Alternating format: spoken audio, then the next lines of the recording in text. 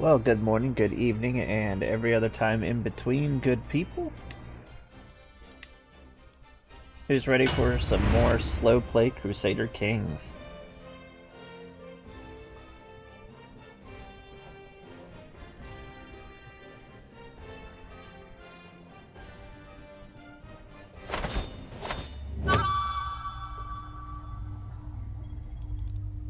And we're gonna hop right into this. We're about 18 years into our slow play, and we've been cursed with way too many sons.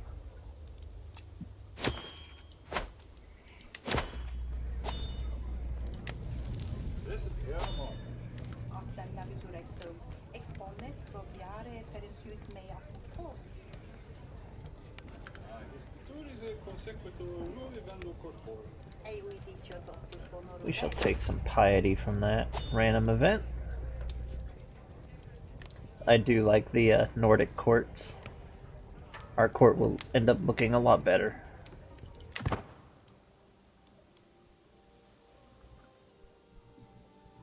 see what we got going on.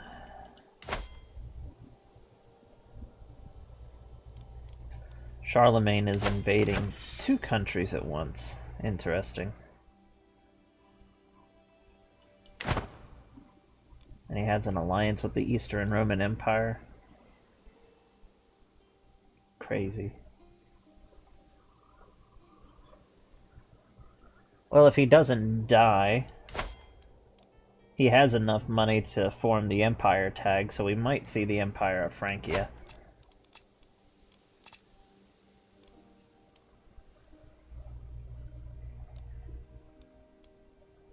And speaking of money, we are strapped for some cash, so we need to borrow.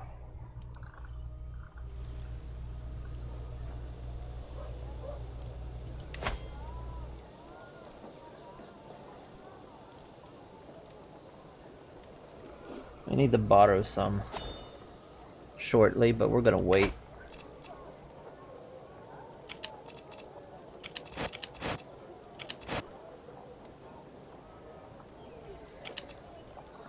Let's see.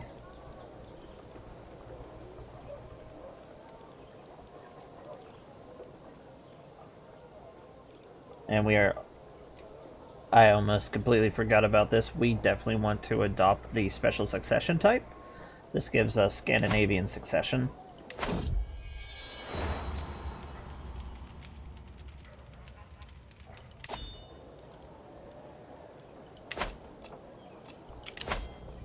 And we can nominate a successor at any time, and they will inherit all of our lands. And we have 5 electors. Basically, every landed character who is within the Kingdom of Norway will be able to vote. Let's see.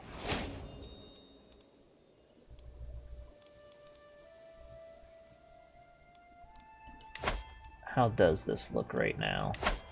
Succession.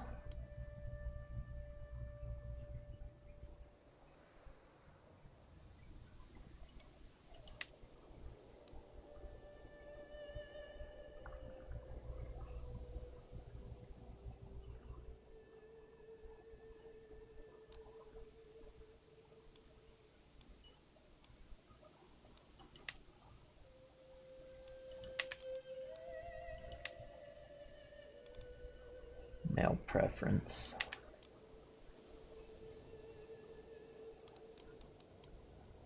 And I believe when we nominate our eldest son, Sigurd, we're still going to lose some of our territories, but it won't be as bad.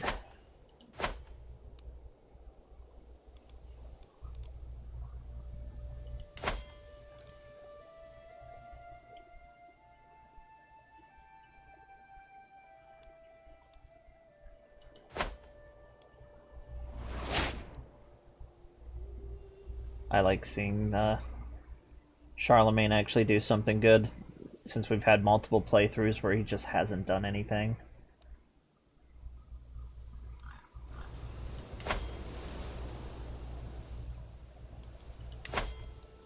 Alrighty.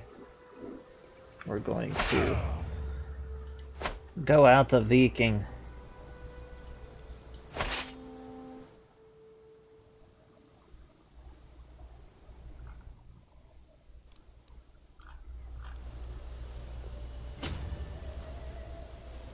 We're gonna pillage all the major insular holy sites.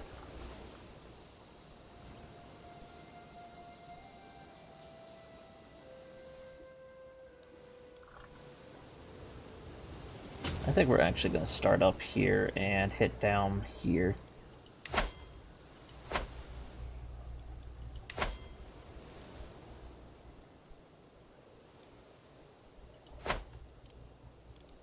And when we come over to Canterbury, we'll raid all of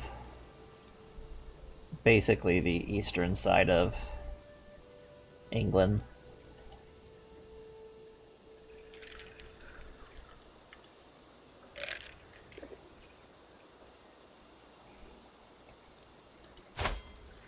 So we became the King of Norway at the end of the last episode, which I am very, very glad that we did.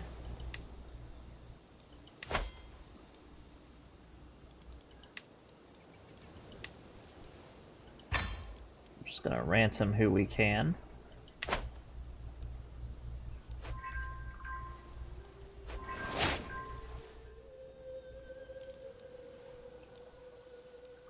Oh, Kingdom of Jutland has formed up.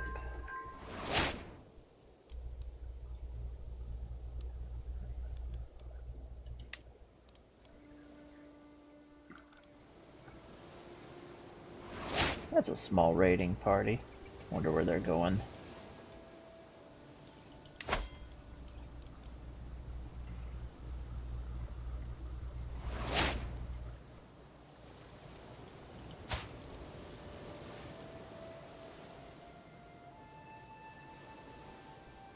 It's a shame. Looks like Kenneth McAlvin might not achieve forming Alba.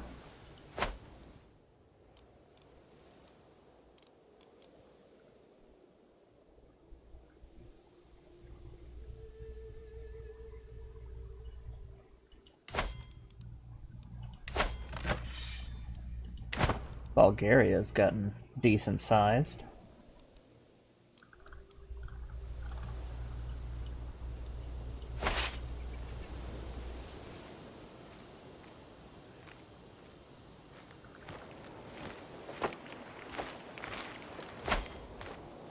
It's a good thing this hill fort has gotten decent sized.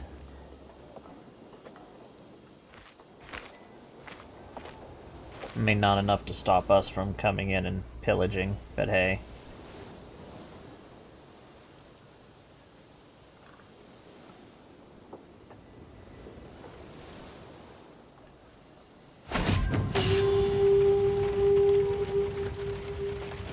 Bring us the boundless plunder.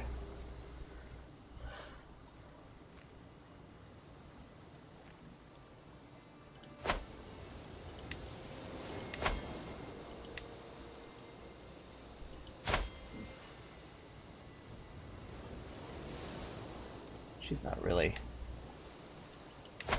worth abducting.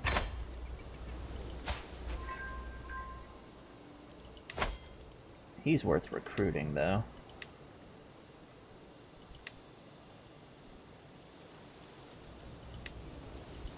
Have another warrior.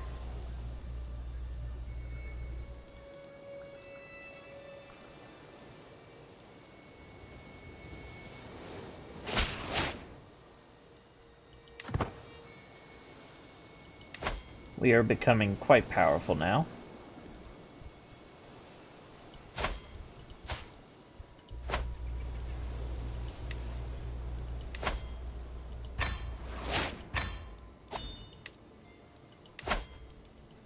And now we can make him a chieftain. Not a chieftain, but a jarl.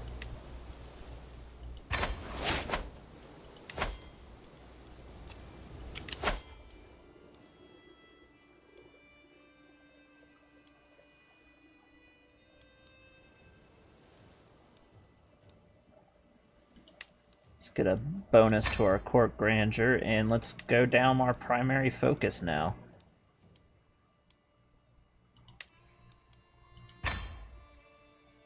Go on authority just to get that county control bonus. Now everybody who was a part of our original court, to the exception of this guy down here,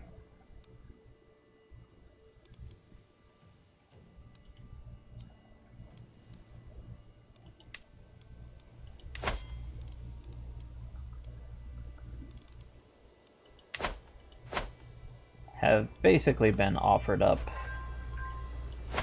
Not offered up, but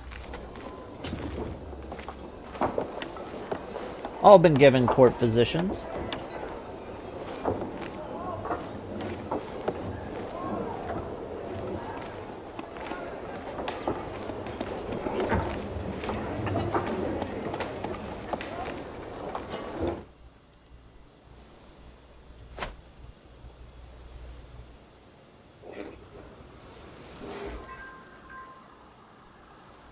Oh,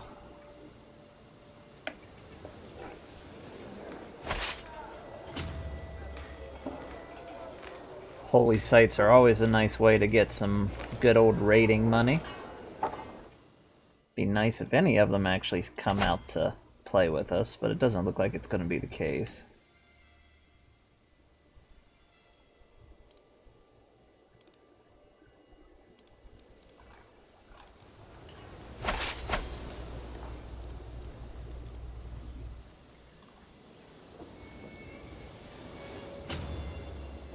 We'll just go right up the coastline.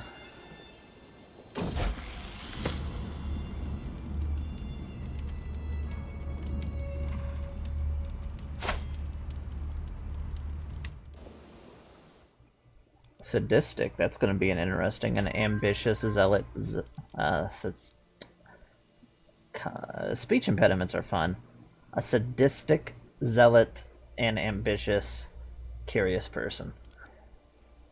And he's strong. That is nice, actually.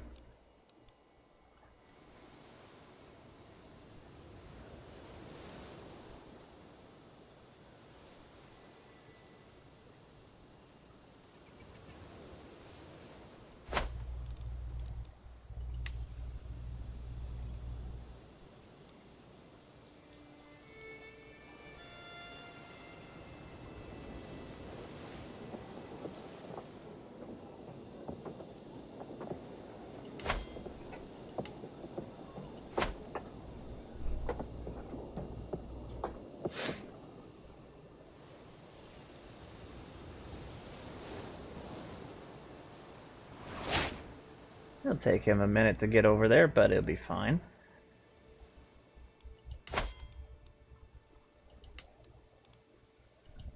Our vassals will eventually get strong enough and start going out and causing issues, raiding.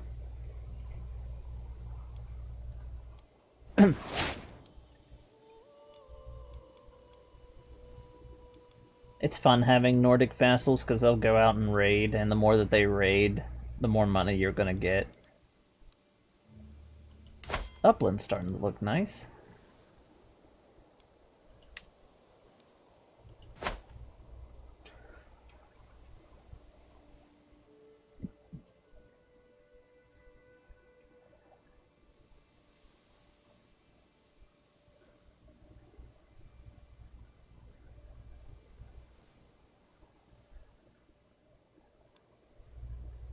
Looks like we got a few Jarldoms forming. We need to still grab the north of Norway.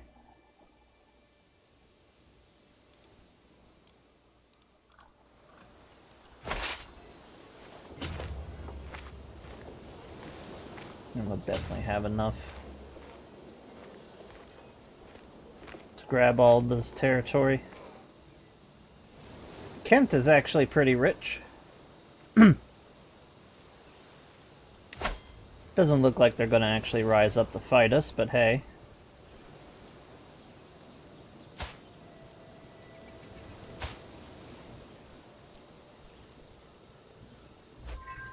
Wessex might end up losing its...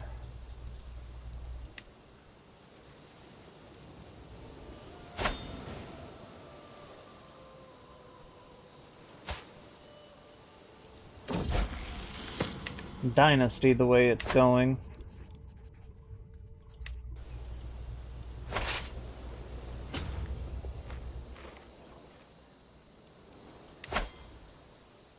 Looks like King Offa has finally died. So in actual Anglo-Saxon history, after King Offa died, Mercia went into a succession of multiple civil wars and civil unrest, which was followed by Northumbria, basically having the same issues, which allowed East Anglia, Essex, and Wessex all to basically rise up to the forefront of the Anglo-Saxon kingdoms. And it's this inherent instability that allowed the Great Heathen Army to actually come in and just rampage through the north, because this would persist for about 100 years.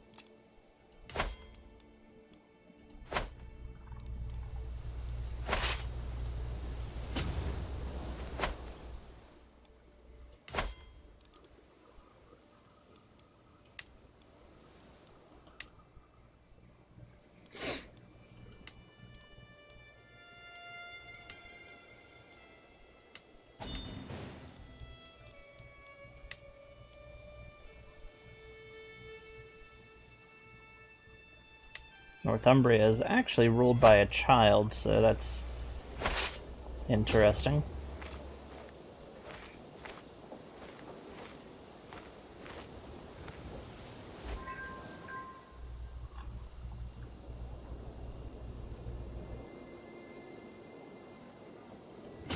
And we're going to take our risk and head down to Paris.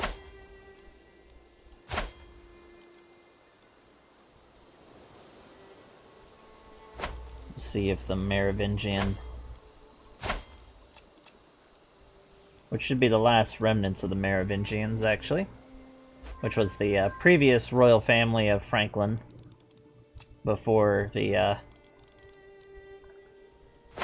Carlings took over.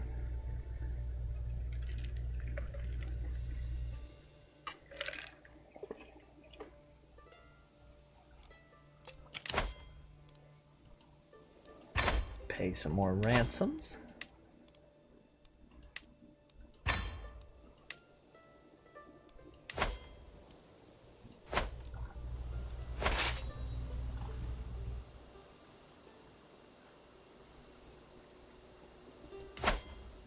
And it looks like the Duke will most likely come out and fight. They are very close in strength to us.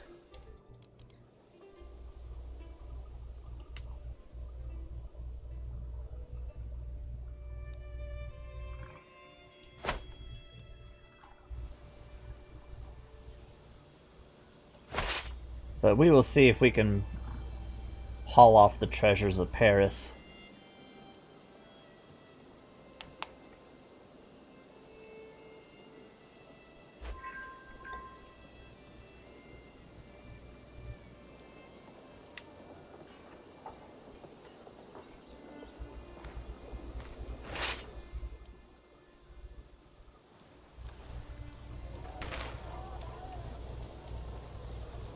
As soon as that switches to raiding, we're going to have them come back.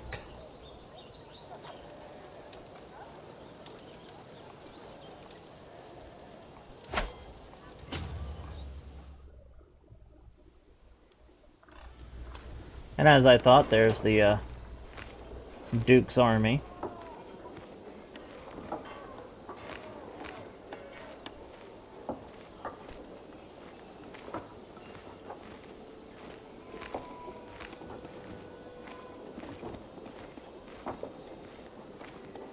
We're almost dead even in strength.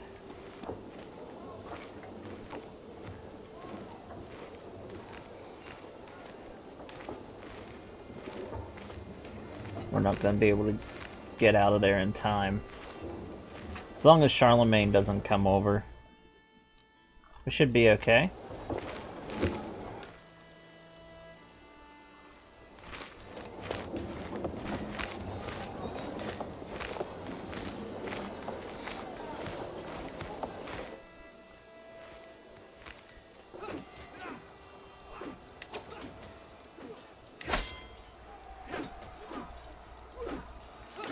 Alrighty.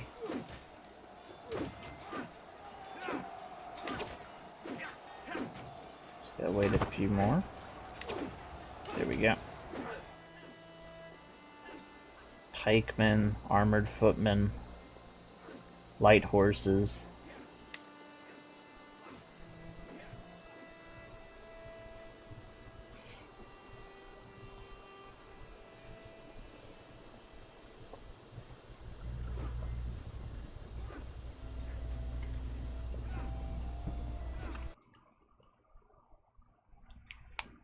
This will be one of the biggest battles of the playthrough so far for Crusader Wars. And definitely one of the most even that we've fought.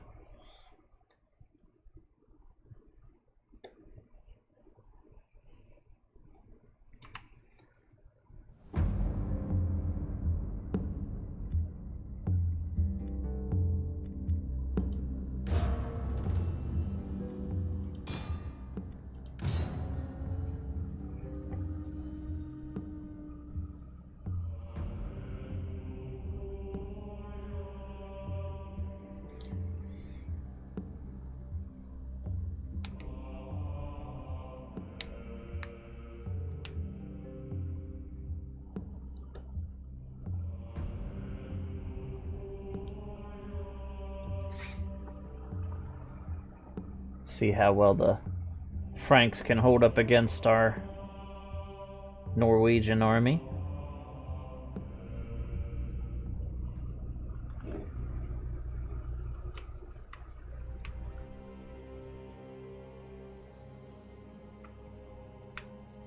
We have a very nice battlefield actually for this.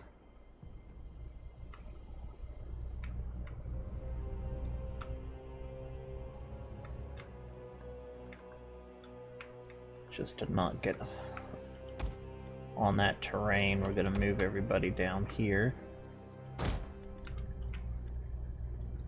The hill would be a nice advantage, admittedly.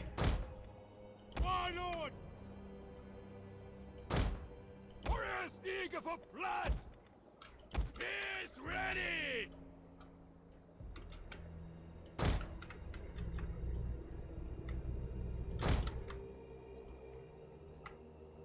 Place out our front line like that. Have these guys back here. Spears!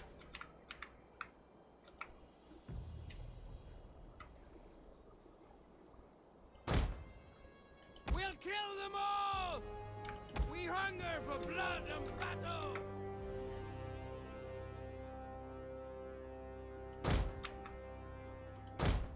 Just leave them in the very back. Battle ready and eager!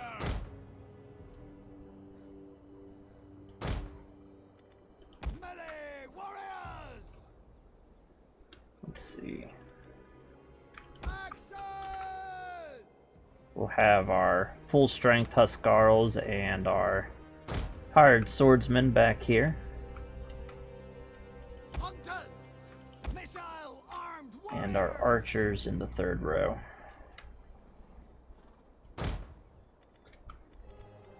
Lose formation! No!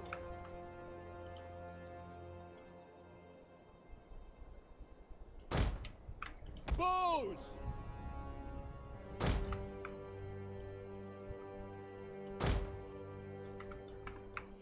Definitely something like that. Warriors eager for blood! And then our little Not full strength guys right there. Scrappers, ready! We'll have our knights over here on this side. Ready for battle! And we'll place the king here. We hunger for blood and battle! We'll keep our axemen back in a reserve, kind of to react to any flanking moves. We'll kill them all! Stay together!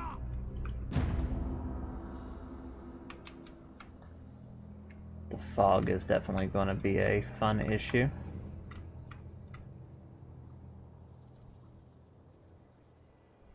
Advance and speed! Ride out!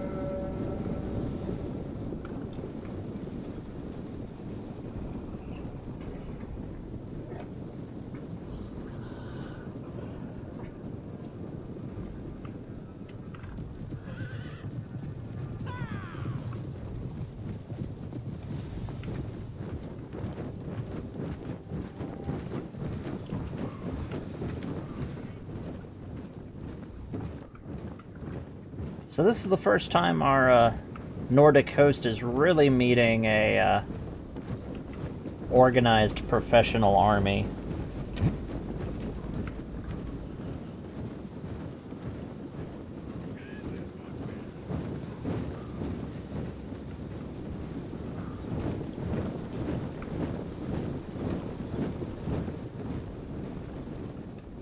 Though the individual dukes, you wouldn't really call it a organized army, but Charlemagne's proper army was a full-time standing professional force.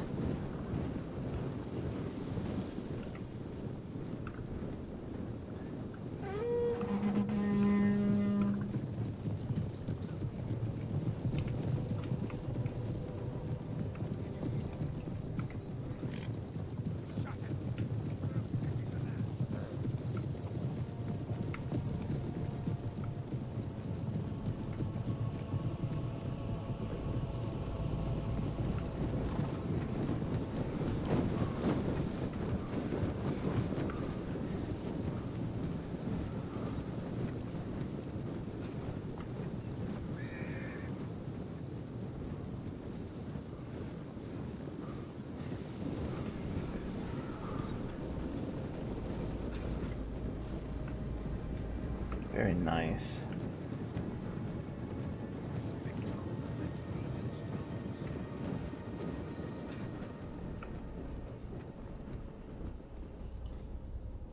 Ready for battle! Alright, where is the Frankish army? We'll come over this way.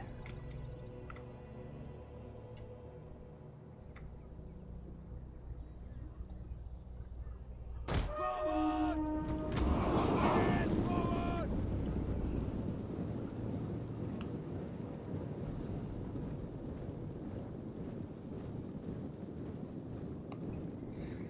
Oh, there they are.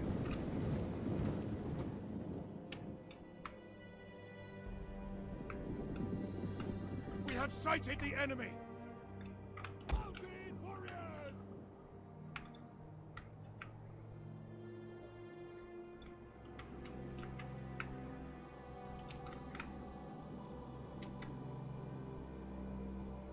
Quickly now! We'll place everybody like this. On me!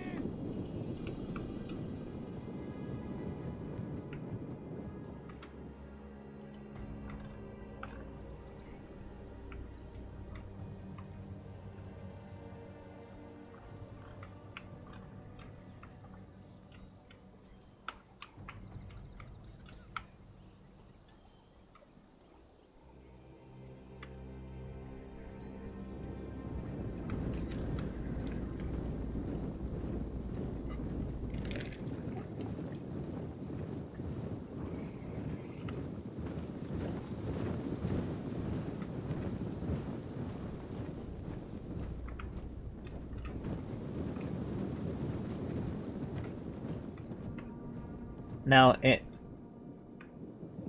in reality, yeah, the Norse were extremely battle-hardened soldiers.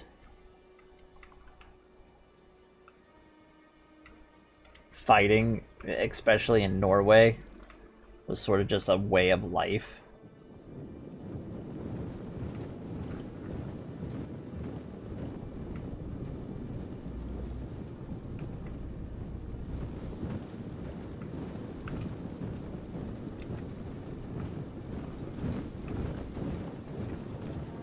Conflict emotionally through words, through physical fights, etc. was required for growth on a cultural level.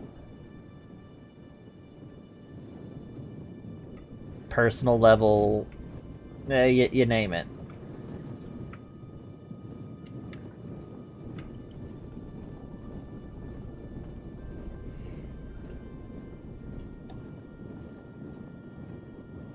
It's how come, like what we were talking about yesterday, the Norwegian Vikings were perfectly content with raiding the next town over, regardless of if it was even in their own realm or not.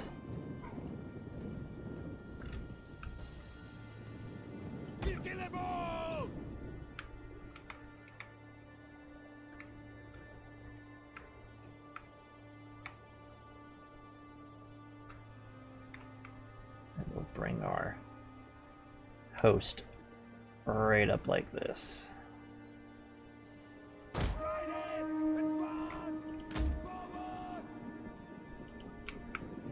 Our spears are yours!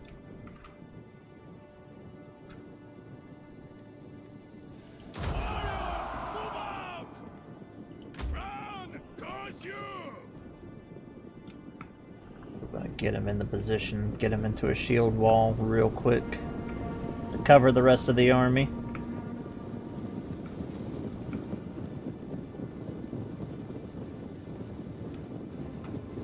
Build wall now!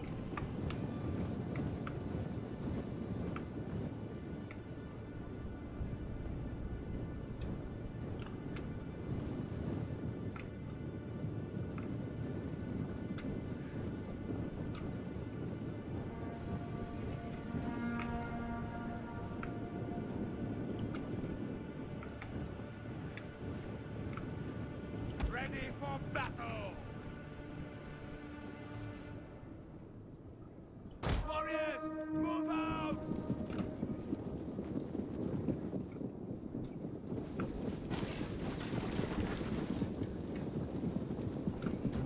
Our troops are being ambushed! For us! Warriors, move out! Put up the shield wall!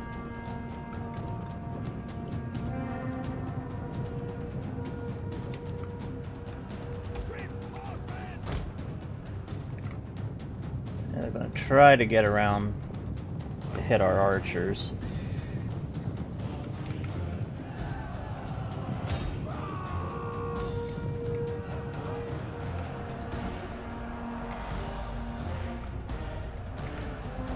We hunger for blood and battle! They are trying to take out our general! Defend him! Definitely commit. Melee warriors! Axes! Battle ready and eager! Alright! These soldiers here. Forward! Battle ready and eager! Enemy units have returned to the battle!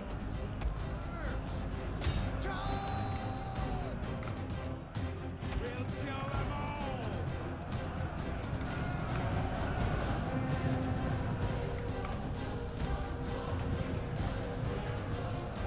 Understood! Get running! Yes!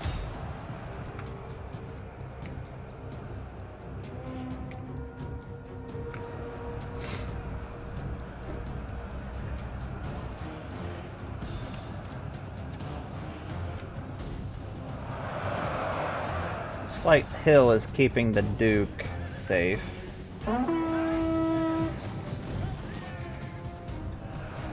from our archers. Scrappers ready. Battle ready and eager.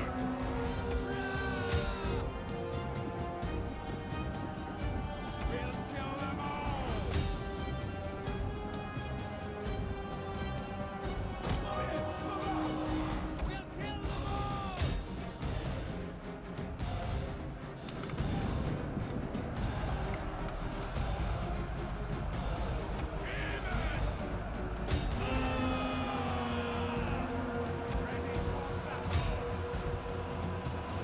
There we go.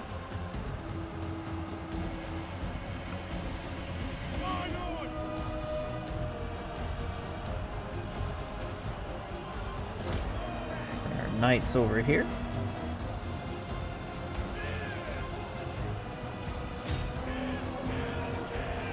Now that we got the majority of them surrounded, just targeting in the centermost section of the blob will have them condense more and more.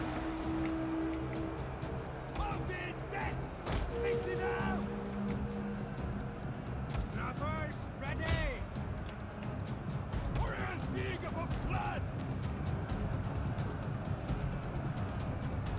An entire unit has perished. Their general has fallen. Our victory grows ever nearer.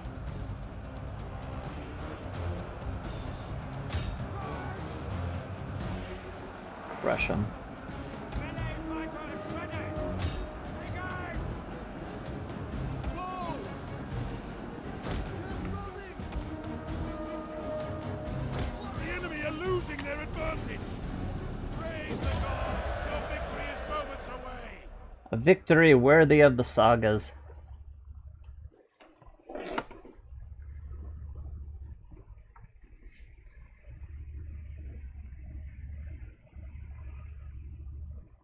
Stories will be written for generations about Keifer's great victory over the Merovingians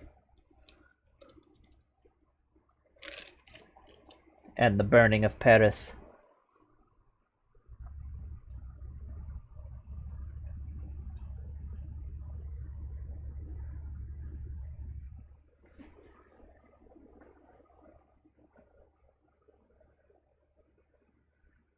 And for those soldiers who died a warrior's death, Valhalla awaits them.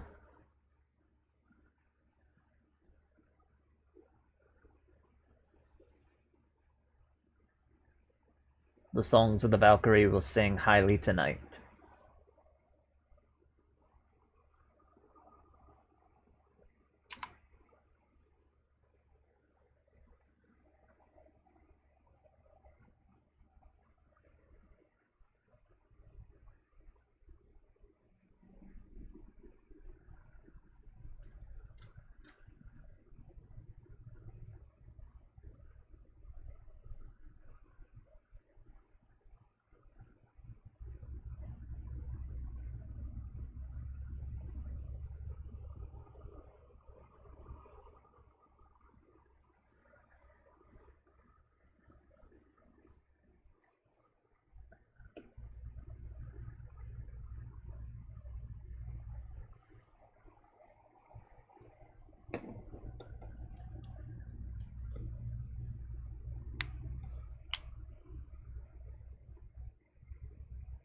Great victory.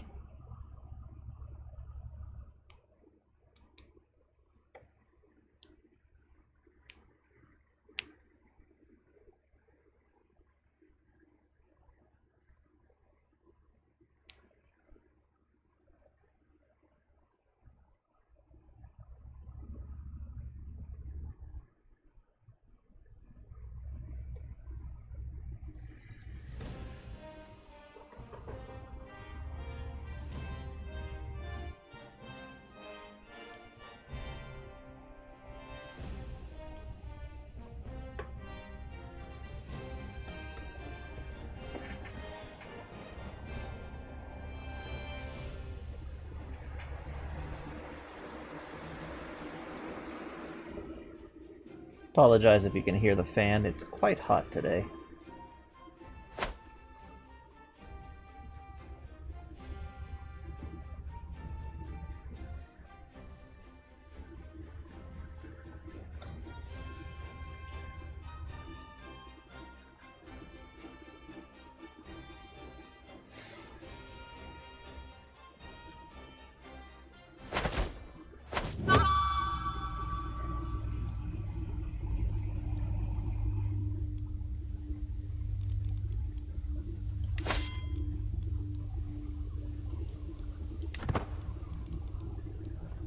Great victory.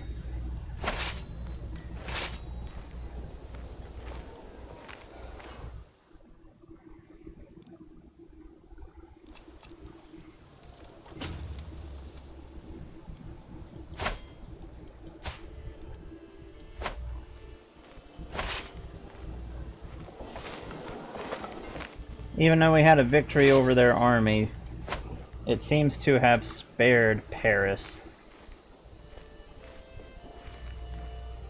as we no longer have enough people to carry the loot.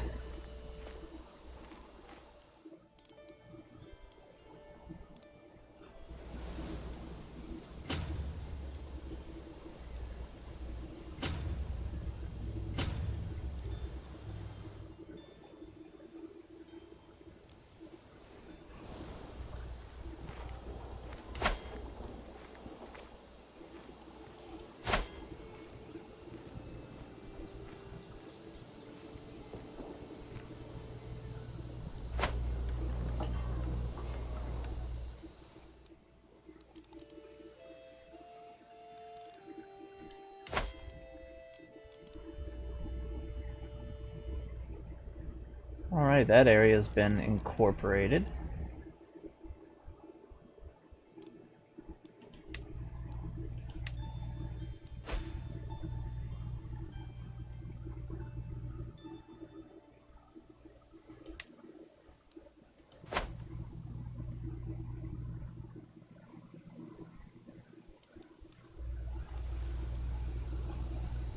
Won't be long before Italy falls. And another one of our concubines is pregnant. Lovely.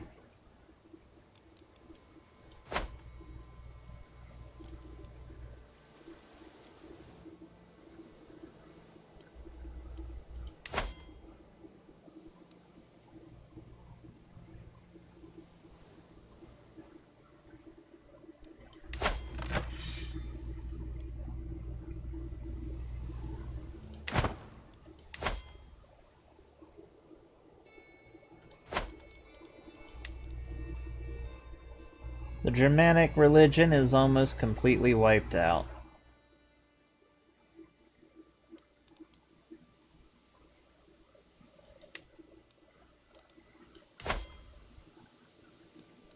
It seems like Greek Orthodoxy, just Orthodox, has taken back over.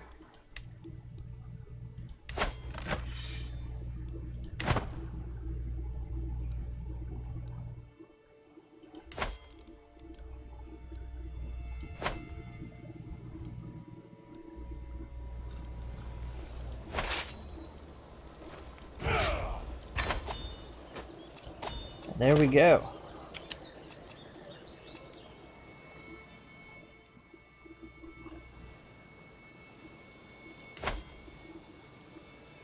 New gold, new holdings. Let's see.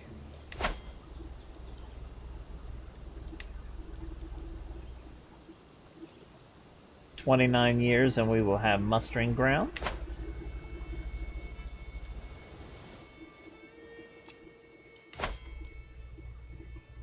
Everything's going quite nice.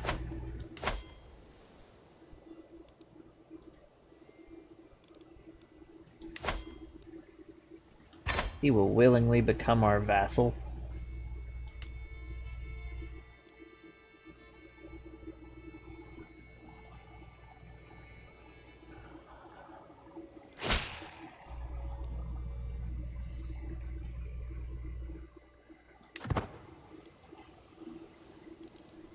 And so will he.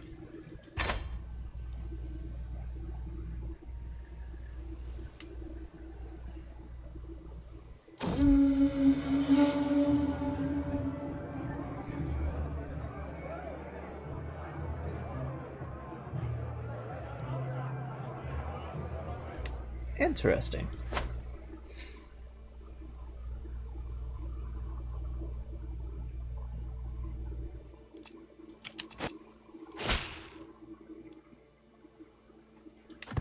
Excellent.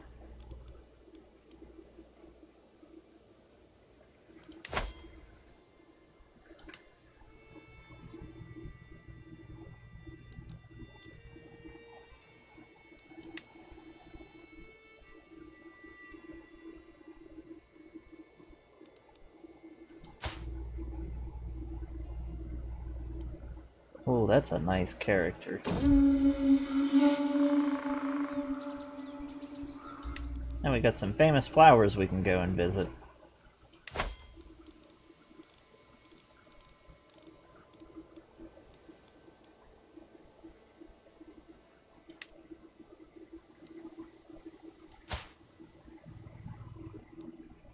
She's got a better martial stat than Sigurd does.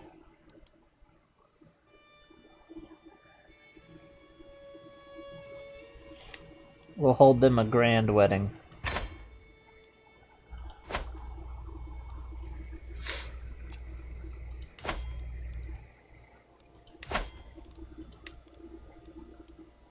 And I want the rest of that duchy, which we'll also create.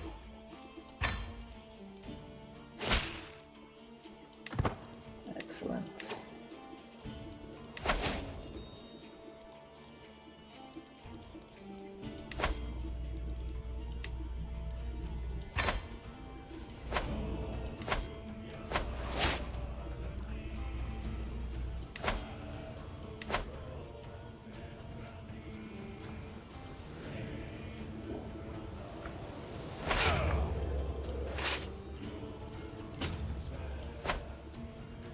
We'll go and smash that army. Well, not army, but the territory there.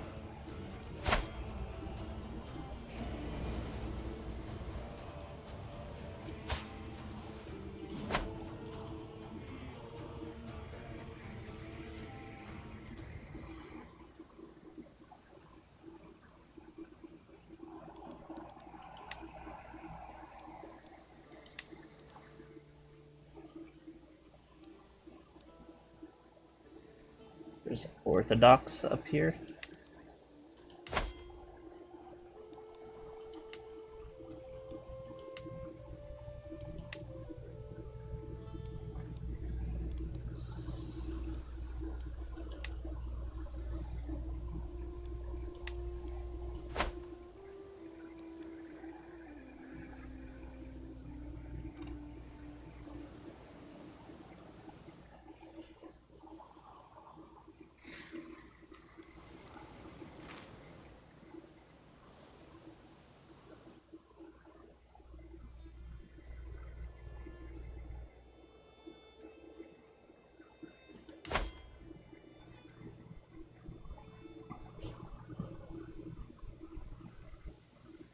Doesn't look like it's going to be very long, but they're going to have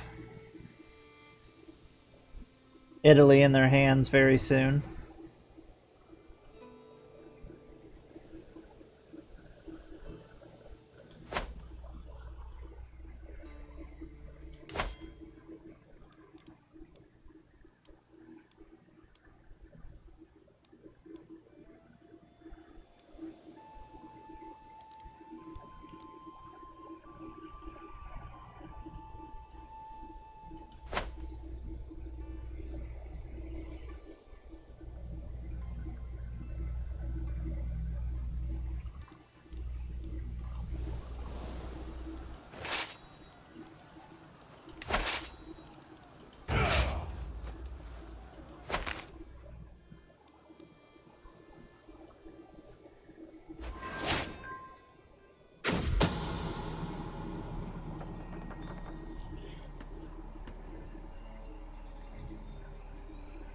They're still plotting to kill one of my champions.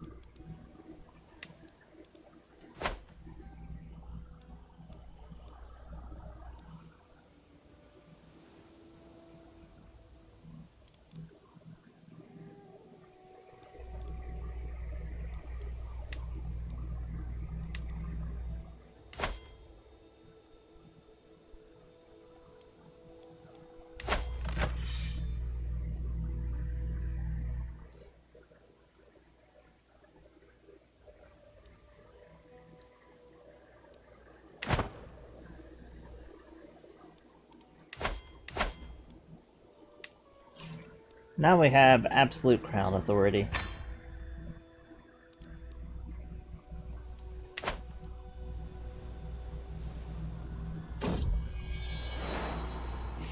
And we got another son, because why not?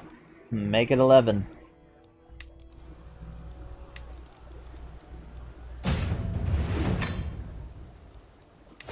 He shall become a warrior.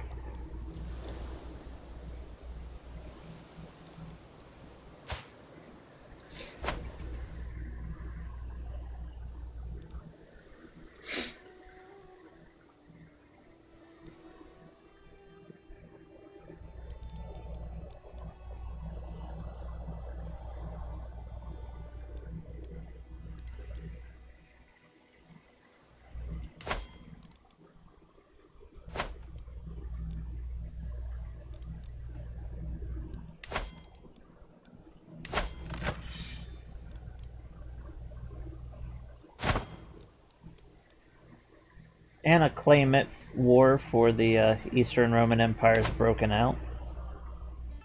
It's the national pastime of the Eastern Romans, civil war.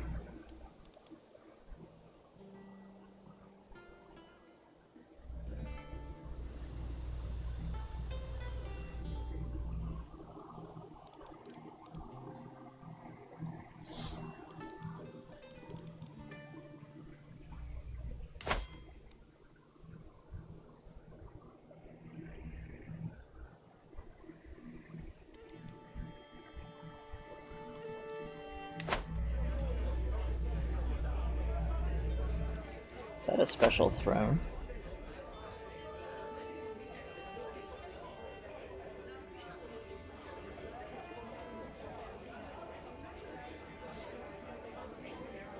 It's actually a nice throne.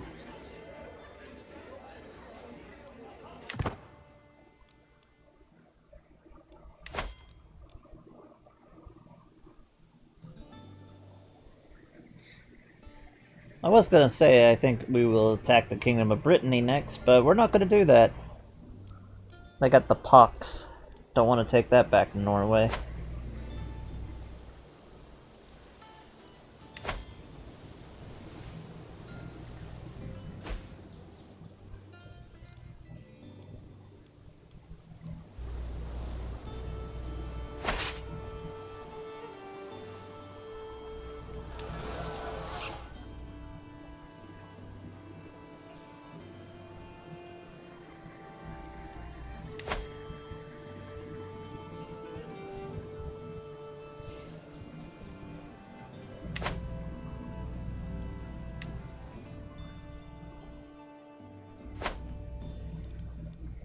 See if we got anybody else we can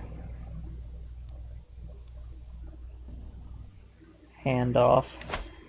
We'll sacrifice him to the gods. Along with you. And you.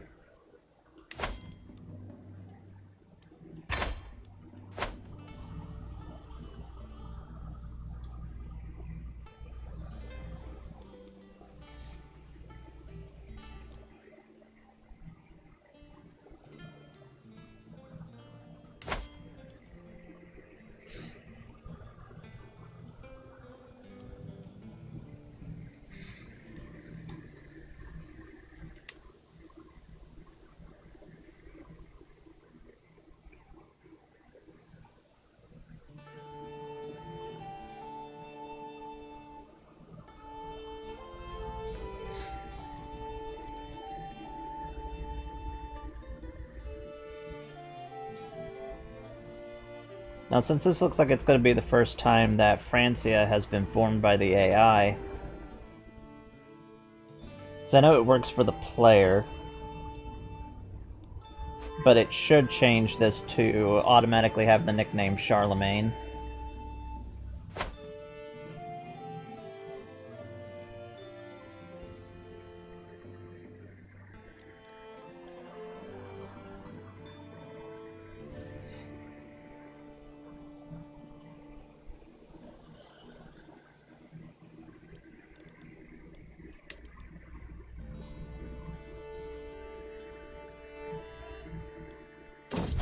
Powerful tag.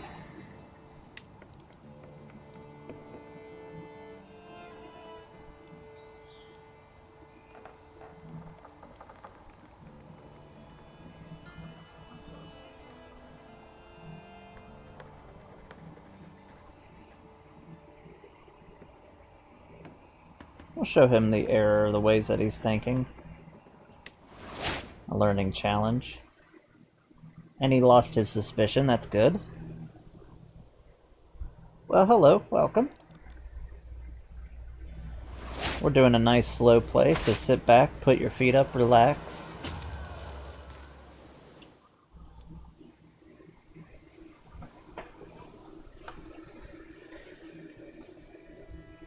Enjoy some roleplay and the beating down here in Norway.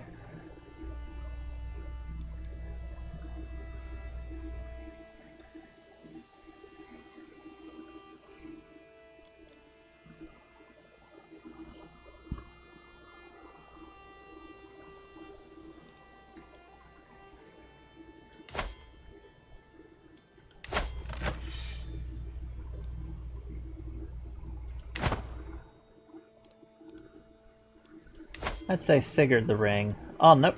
Sigurd's died and Ragnar Lothbrok has come in, and look at his mustache. That is a glorious mustache.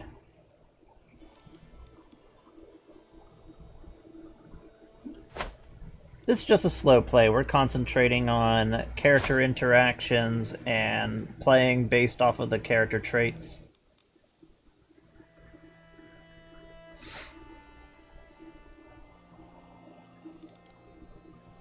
And the different things that we get. So we're a zealot, brave, and ambitious character. So we went out to form ourselves a realm to be remembered, so we've created the tag of Norway, which it's Norgar right now.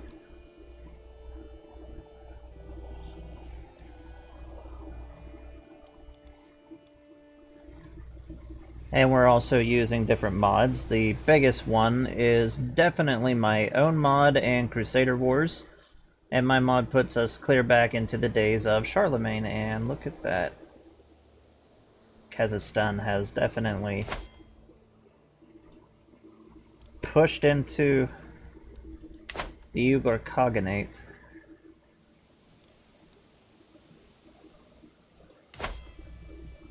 The Abbasids are still sitting there looking scary.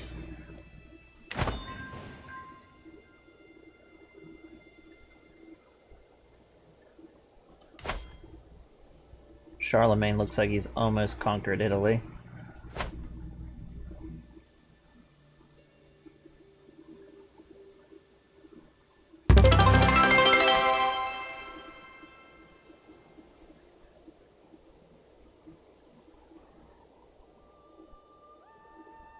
Thanks for the follow.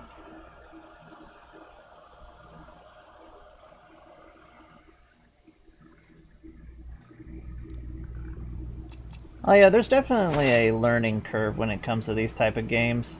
But it's mostly just finding what you like to do, what makes you feel like you're having fun. There's no right or wrong way of playing Crusader Kings.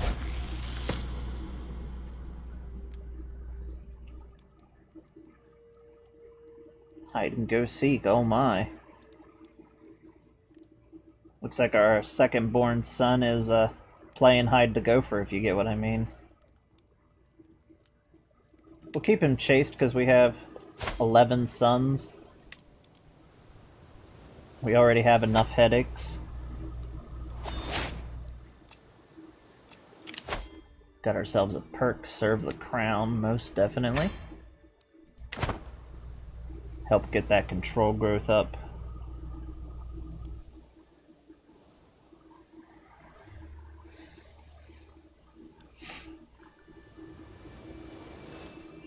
I think that's one of our vassals. Yeah, it is. Go out and raid.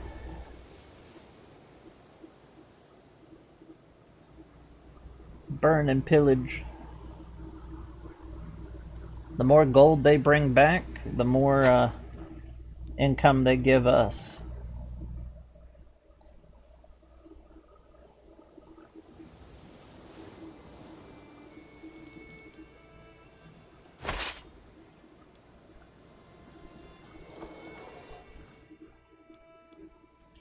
Oh yeah, Crusader Wars is probably the most impactful, since that puts all of the battles into the Total War engine.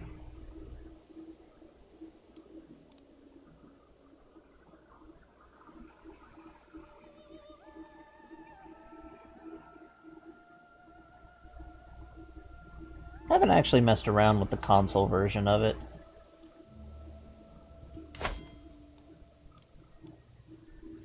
Yeah, the Kingdom of the Lombards is falling apart. And the Eastern Roman Empire is definitely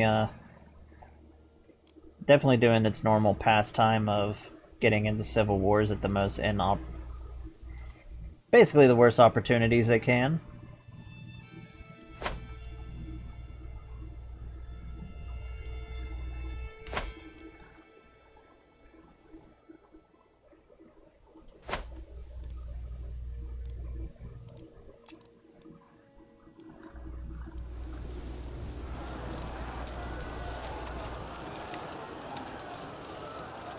Take about 8 months for that, so let's take a look at our prisoners, see if we got anybody noteworthy. He's not even worth sacrificing, we're just gonna let him go. We'll convert him, of course. He won't take that, so maybe a weak hook. Actually, we'll make him a executioner. We need one.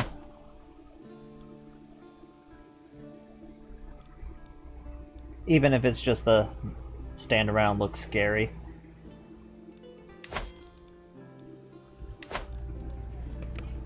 Definitely need to get some stuff for our royal court to look fancy.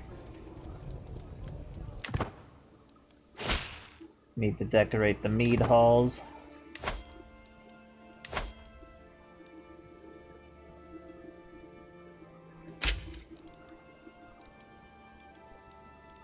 Alrighty. Wall hanging. We want a new banner. Our coat of arms. Rite of passage.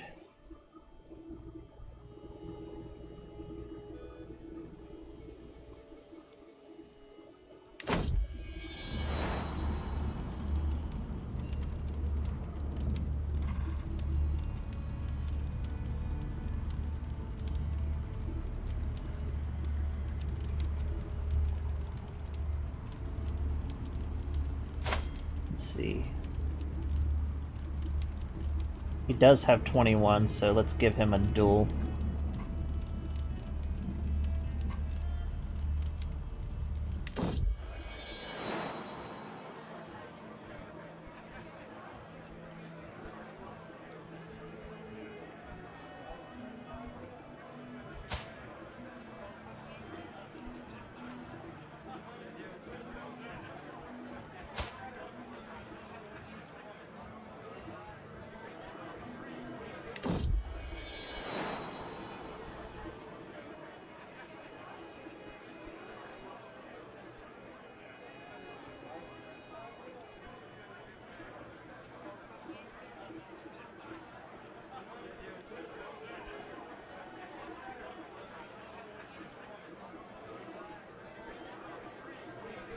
Oh, look at that, it gives him a Inspiring Blade Master. So the new DLC gives us rites of passage for our children and otherwise. So Sigurd here has basically become a man in the eyes of the tribe and the kingdom, and he succeeded in his duel. So now we have an Inspiring Blade Master.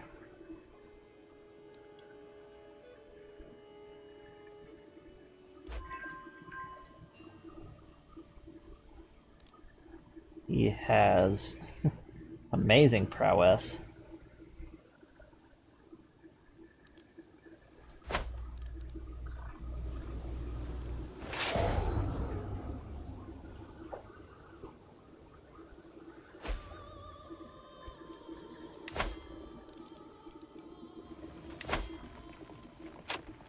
want to make sure that notifies us.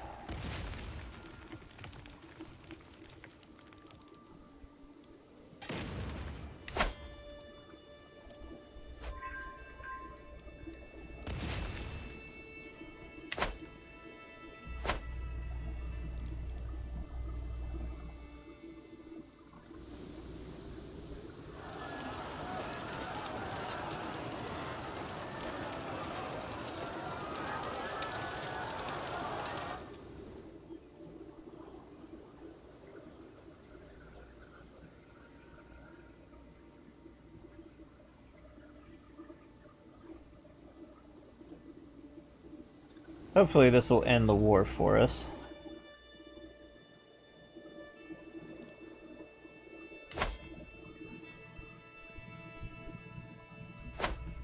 Definitely going to keep an eye on Upper Francia. Charlemagne has almost achieved his goal.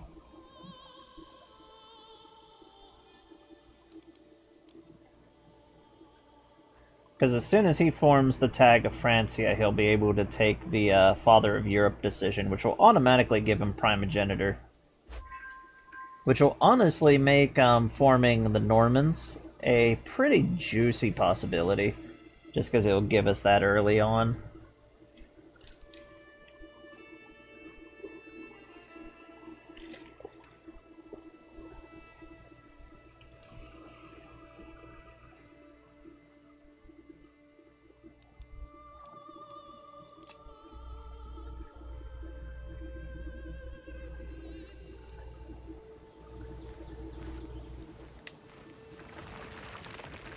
Not much longer now, we'll have the area captured.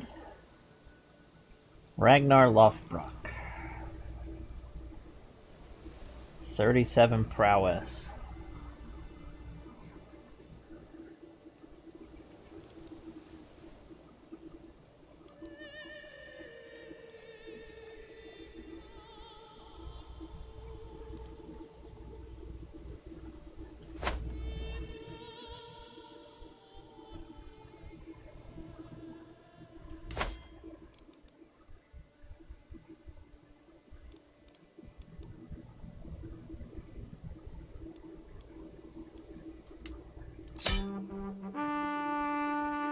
There we are.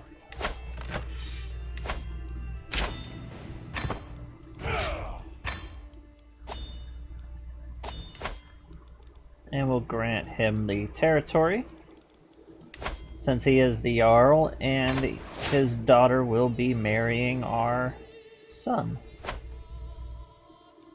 the future king.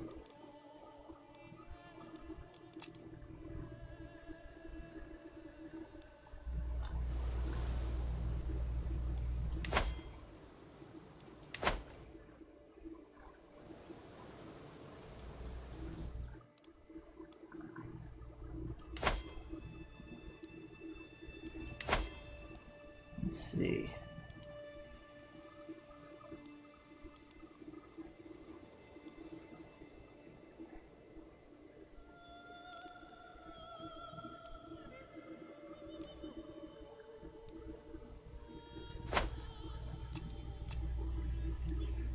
Next is a major goal.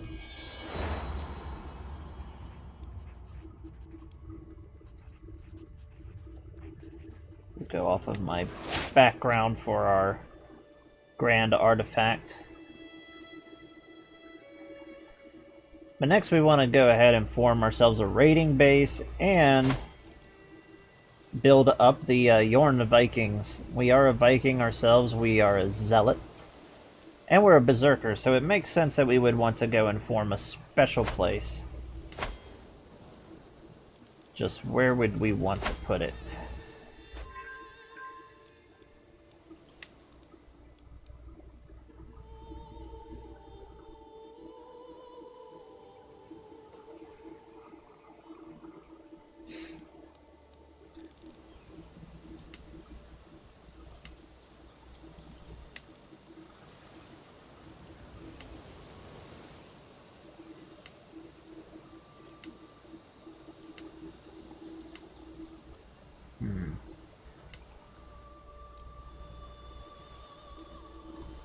Historically, it was somewhere around here where the Yorn Vikings were.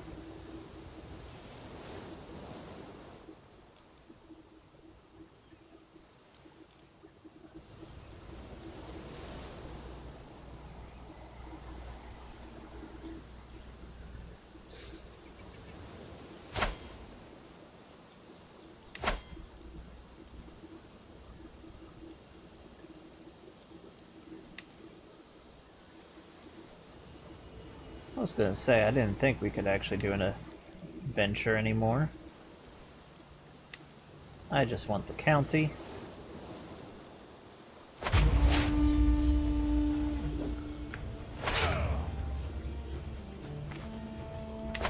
Far off near.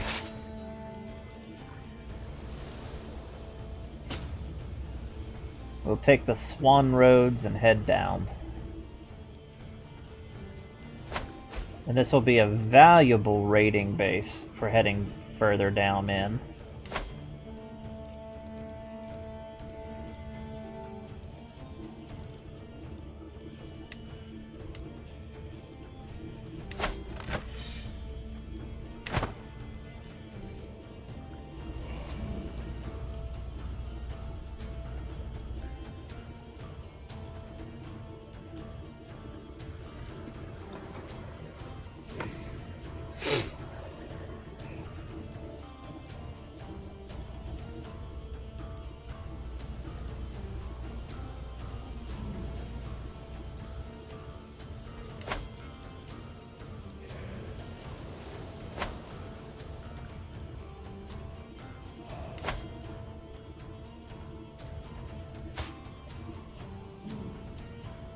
She's turning into quite the character.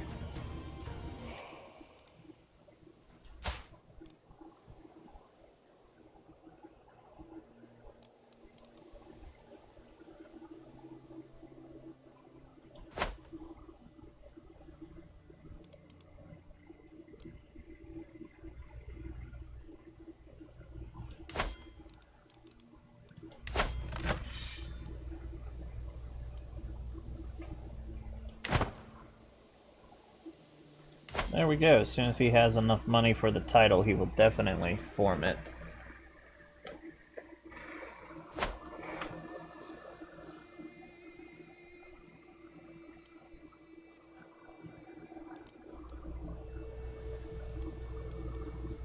But we're going to make something that's going to be a general headache for the surrounding communities for a while.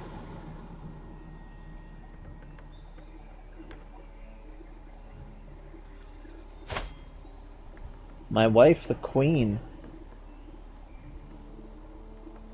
The random Burmese woman that we found in our court and decided to willingly convince her to, without any at all forced marriages.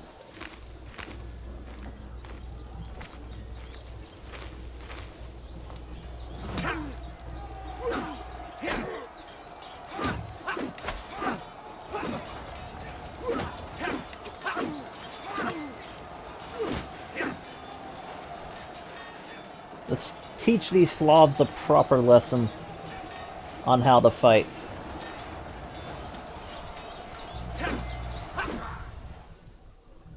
A proper scrapping.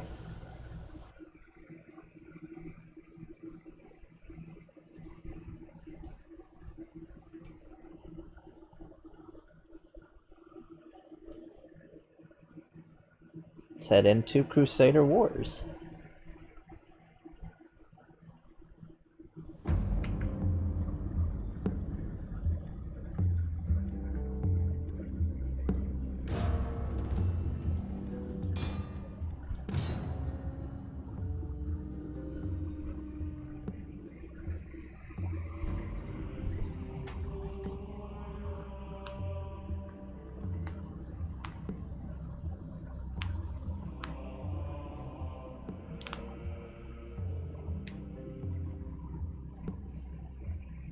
We outnumber them quite heavily.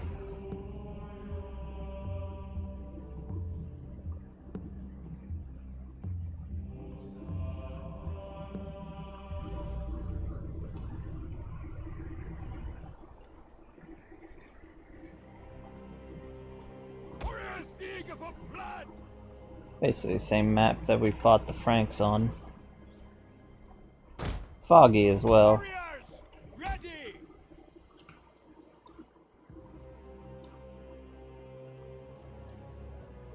We're gonna do the same thing, just basically avoid the upper areas.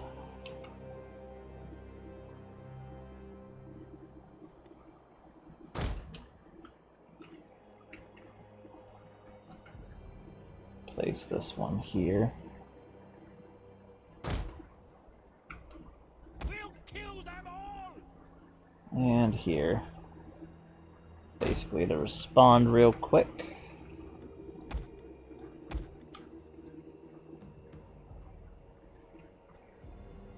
To any attempted flanks.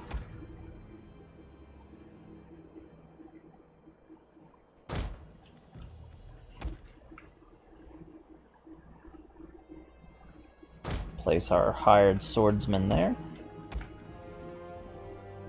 Our Huskarls. One group here. Warriors, ready! Another group here.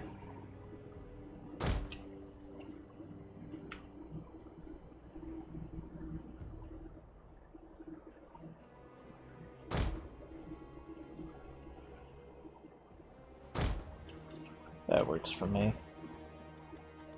Doesn't have to be perfect. Place on this side our knights. And the king can be on this side.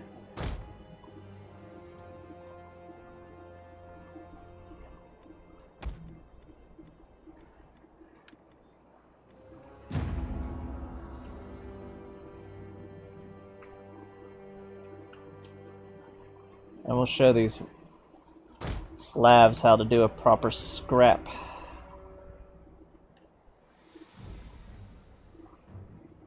At speed!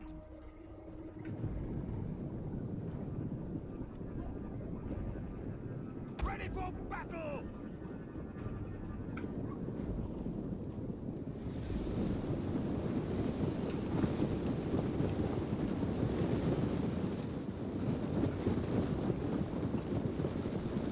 Why are you running?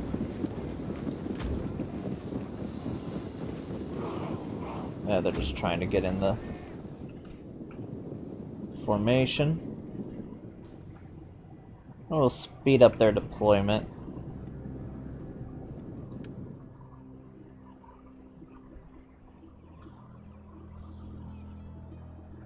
The long play rules don't really apply for this part. When it comes to game speed, speed them up. Have them rest in place. The enemy has been spotted!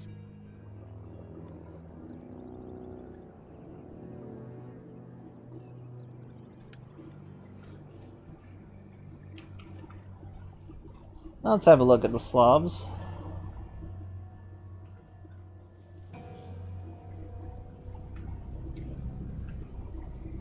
We're at the we're at the tail end of the Slavic migrations. What's happening now? I can't see any. After the Germanic movements into the Western Roman Empire, the Slavs came in, started taking up a lot of the leftover territory that was formerly occupied by the Germanic tribes.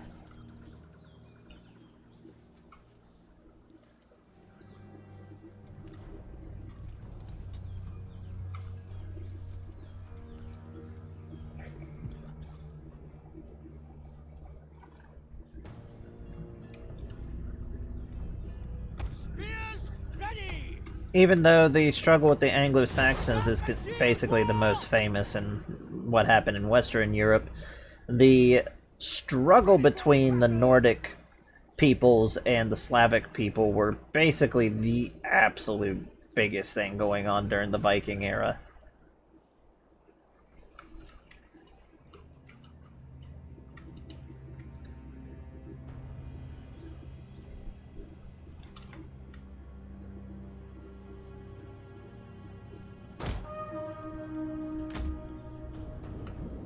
Move up in a shield wall.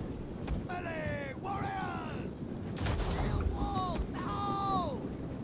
Shield wall now! Put up the shield wall! Battle ready and eager!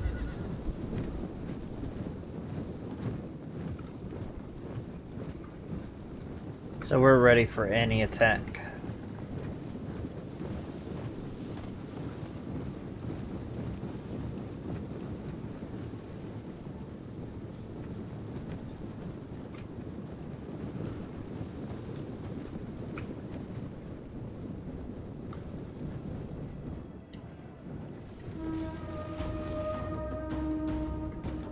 Definitely one of the biggest areas that the Norse settlements stuck outside of the Normans would have been a people called the Rus.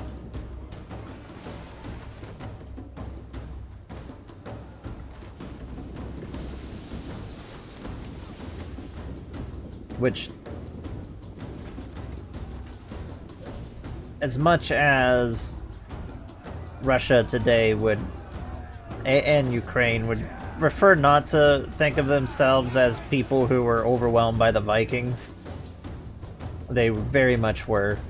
The Rus were Nordic nobility with Slavic under. Ready for battle! With basically the average person being Slavic. The ruling class eventually Slavified, and the two would merge into the Rus, which would then eventually evolve into the Russians, which is why I don't like the Russian culture in this.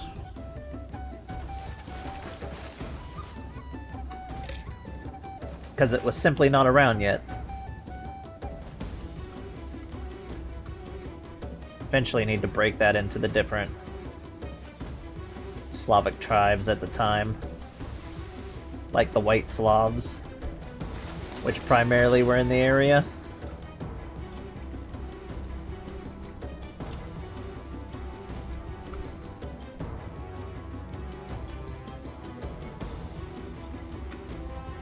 Just having a general little skirmish battle.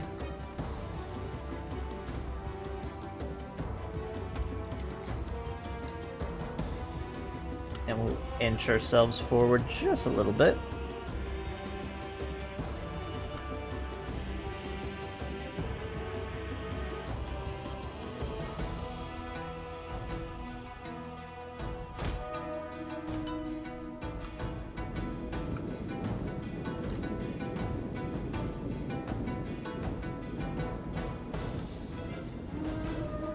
This is basically how shield wall tactics actually worked. It was just forcing one another back and forth until an actual fight started.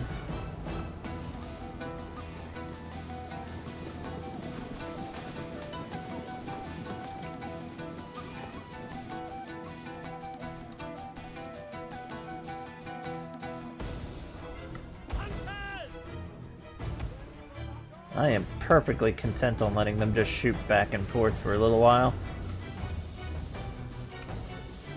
Ready? I've seen where.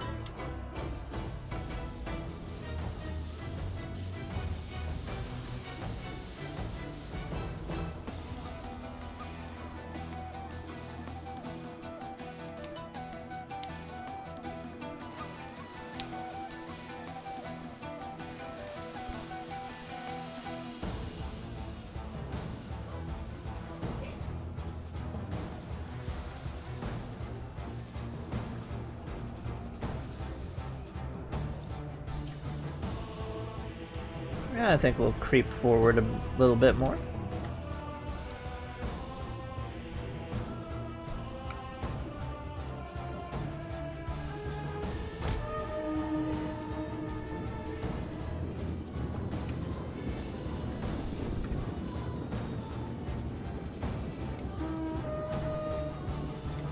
See if this convinces them that come up.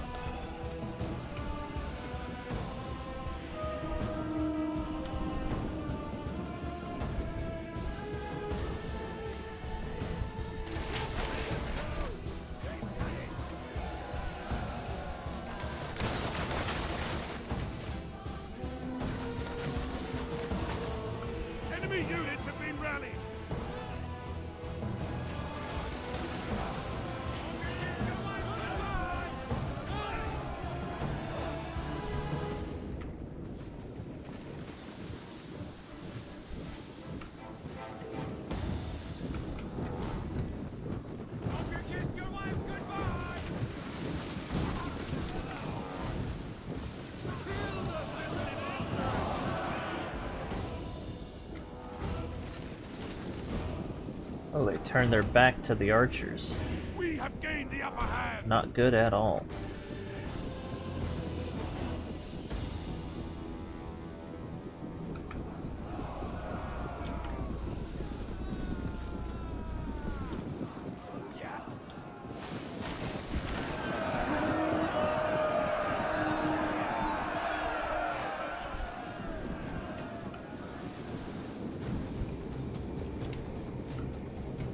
Now, the skin pack for the Slavs, I definitely like it and approve of it that Crusader Wars uses.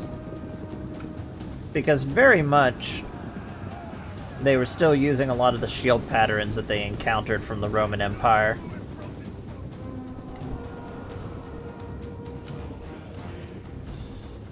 They were a pretty crazy mismatch.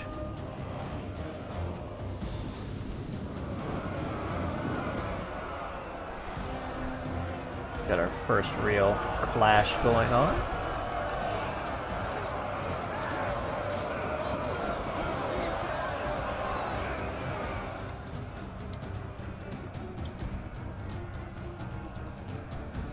Scrappers ready!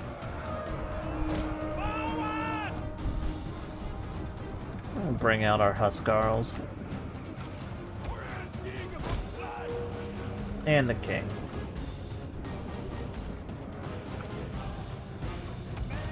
They are trying to take out our general! Defend him!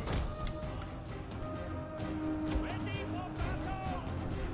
Warriors, move out! Get running!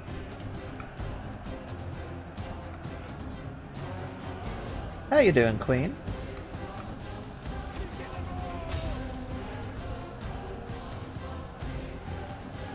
Battle ready and eager! Riders, ready! Riders, forward! Understood! Let's not get caught by those axes.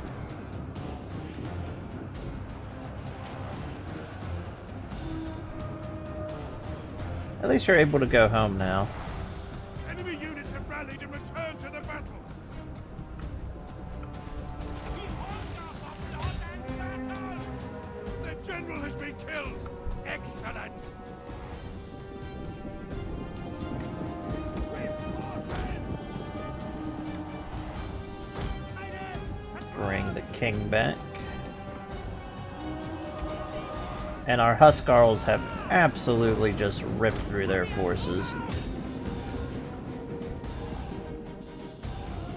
They will bleed for us.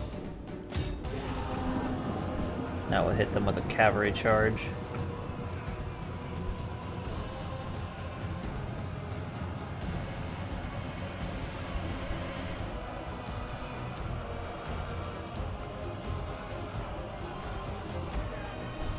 Take out this last unit.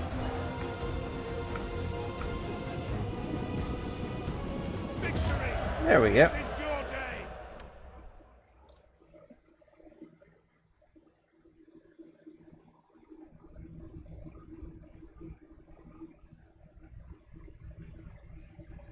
We'll be able to turn this into an outpost for the Yarn Vikings.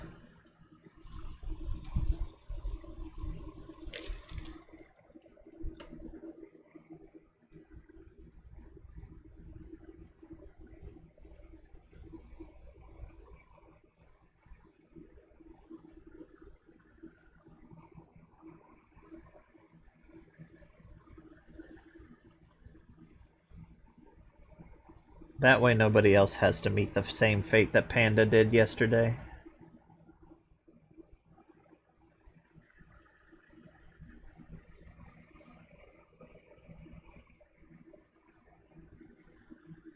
No more innocence.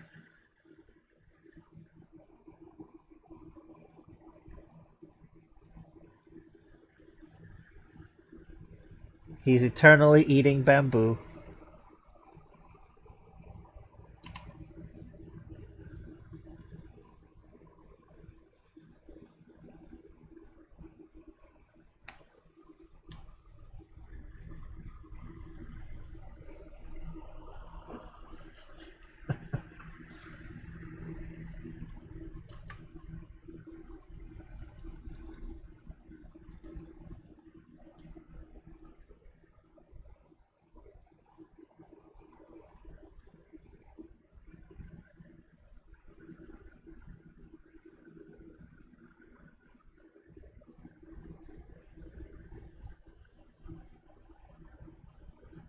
Just gotta wait for it to load back in.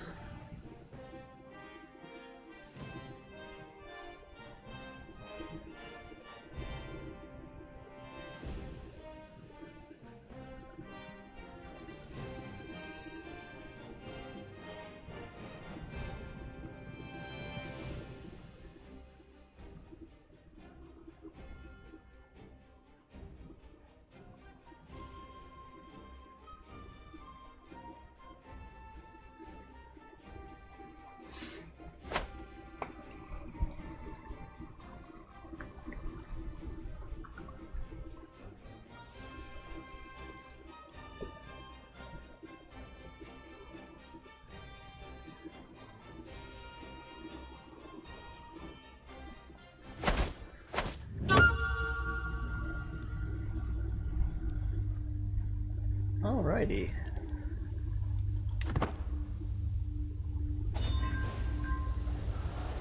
Now all we need to do is besiege down this area.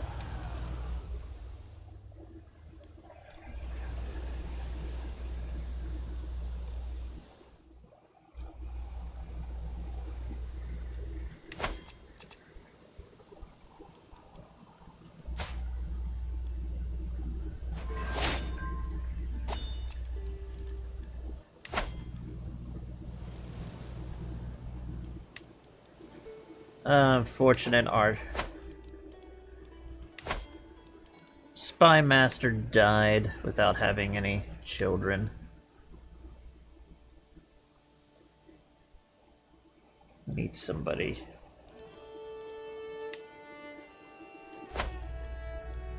Who is younger.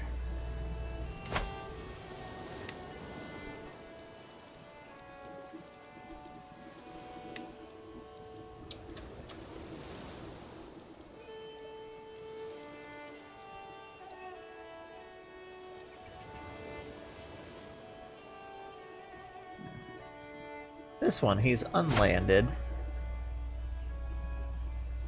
He doesn't have bad stats, so he'd make a decent ruler.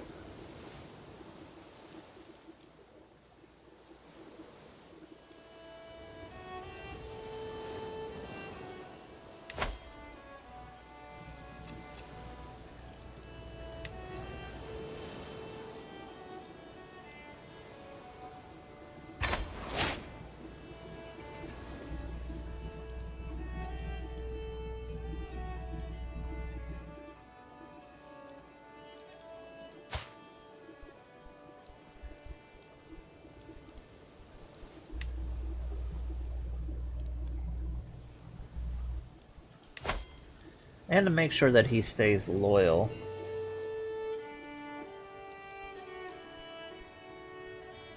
We will marry him off to our oldest daughter, Sig.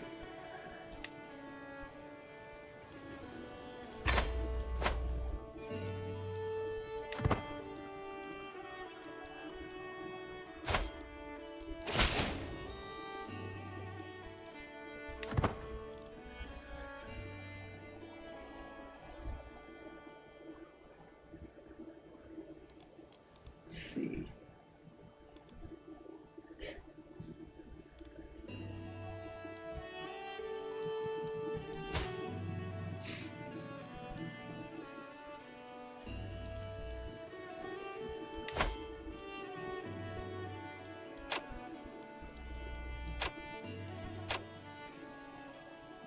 Make him brave.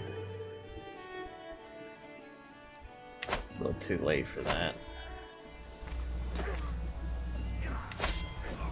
Looks like another attempt.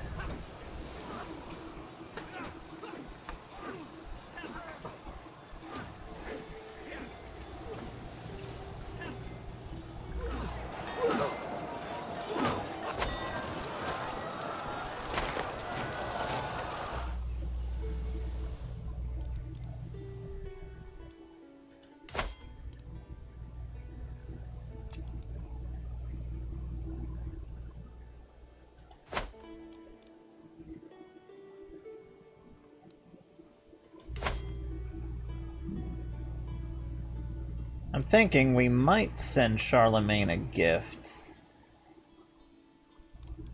Mostly to keep him from attacking us.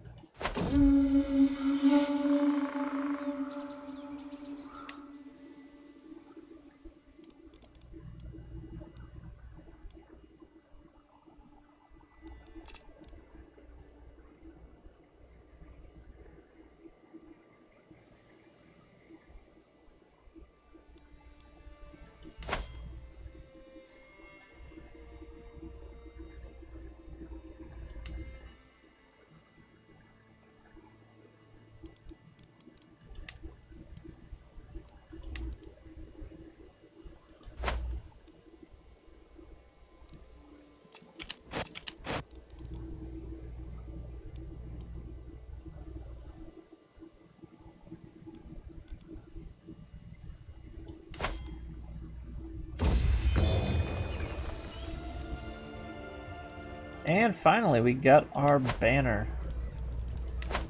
And we'll hang it up right here. I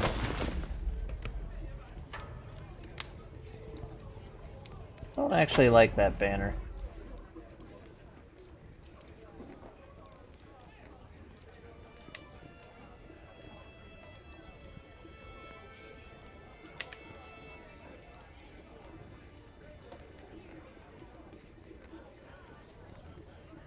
Well, we're stuck with it now.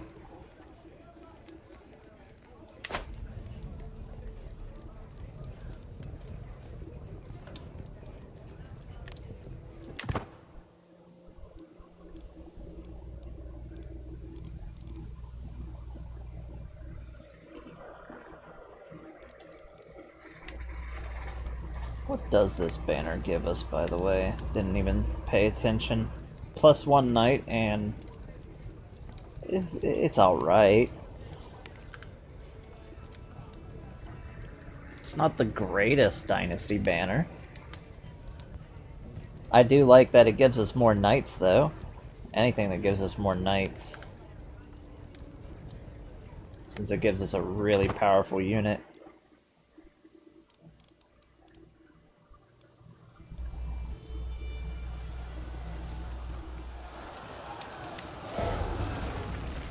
"32 days and we'll have this objective."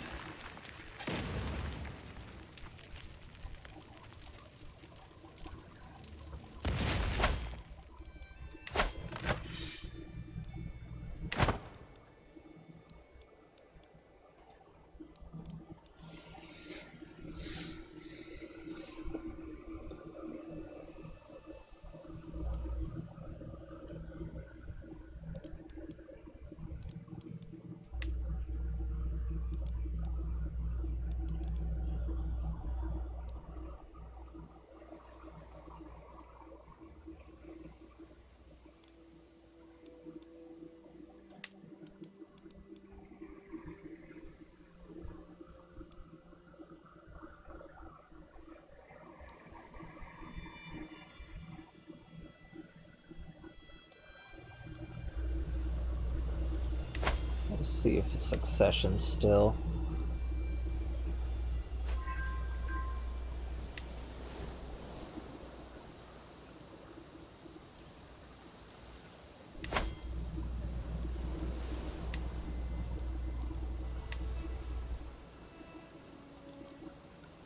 I'm thinking if we add to our primary title also the election laws for it, it'll keep the other sons from inheriting.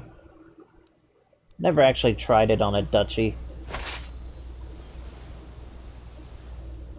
There we go. Now we got ticking war score, so we could just wait for it to tick up, or we could go and hit their capital, which is what we're going to do.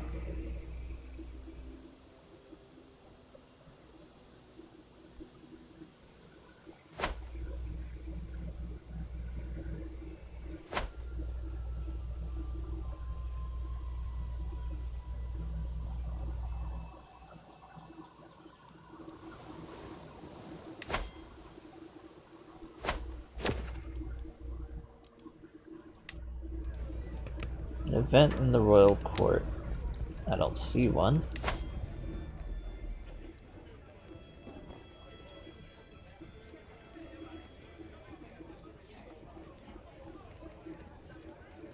Charlemagne has the third highest court. Leo the Fourth, the Khazar, has... Actually, that's historically who succeeded the one that we started with for the Eastern Romans.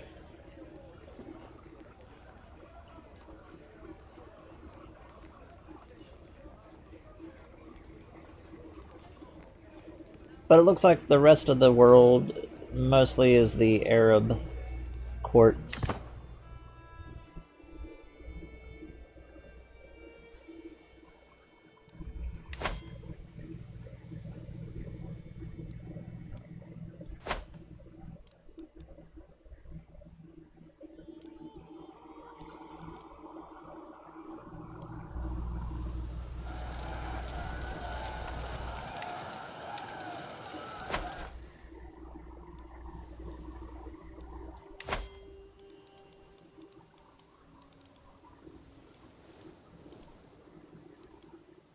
Let's see.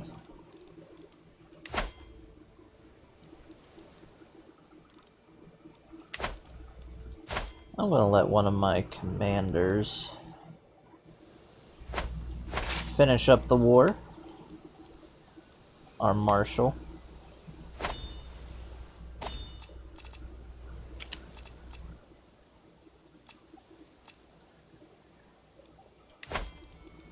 And we're gonna come back and have a grand old hunt.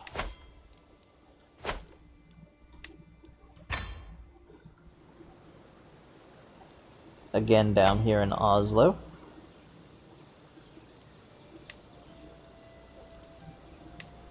And we're definitely after to slay a beast this time. We are very secure in our reign, so we don't really need to worry about trying to befriend some other people.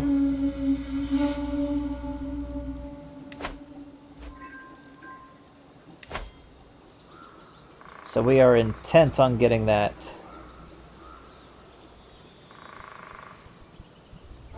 Just want a good hunt.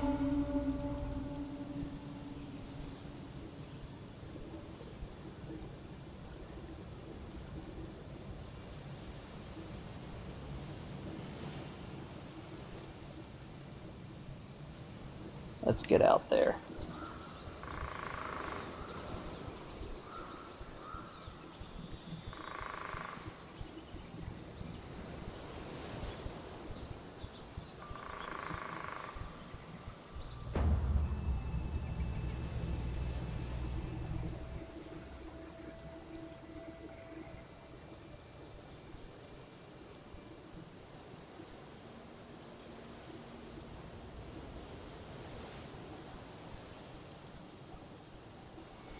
And we will remove the poachers that are still bothering Oslo.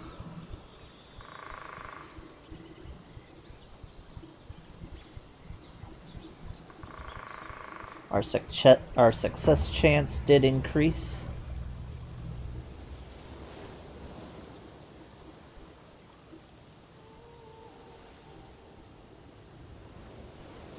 And again, our court position will always be pandered to.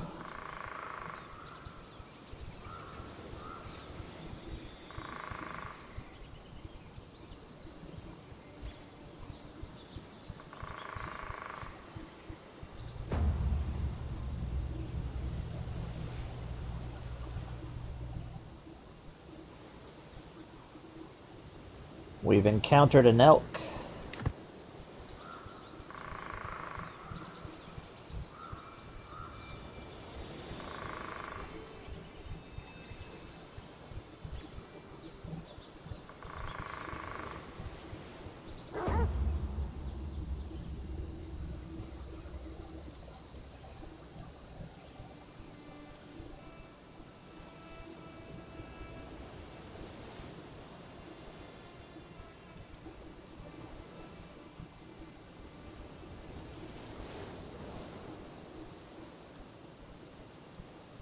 We will find the bull.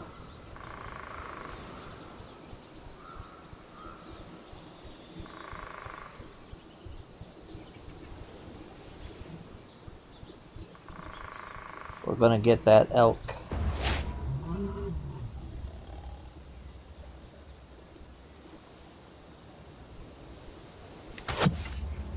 And we brought it down.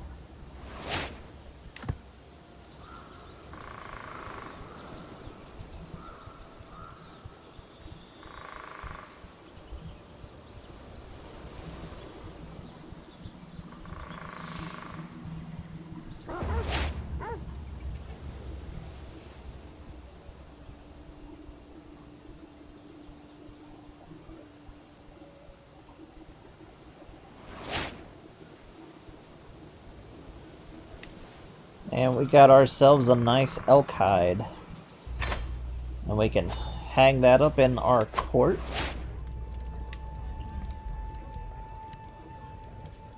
I'm thinking right here will do nice. The fine hide that we just brought down.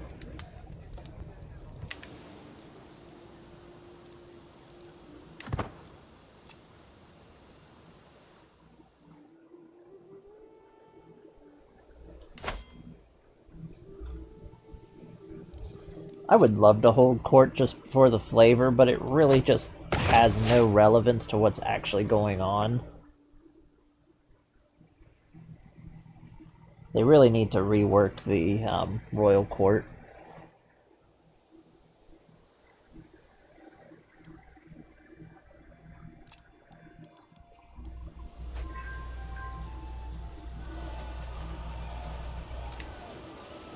Three months. 3 months as well.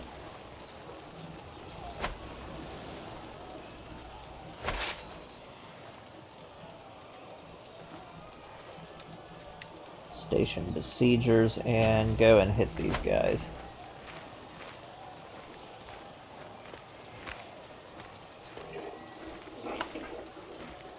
Just enough to keep the siege of the tribe going.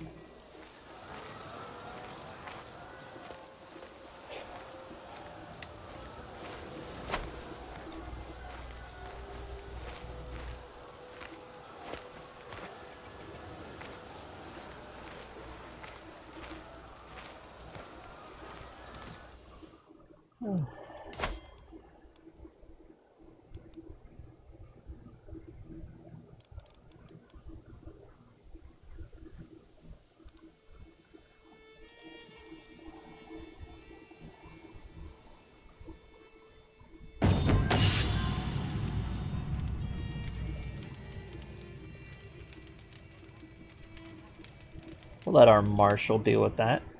We trust him, he is our friend.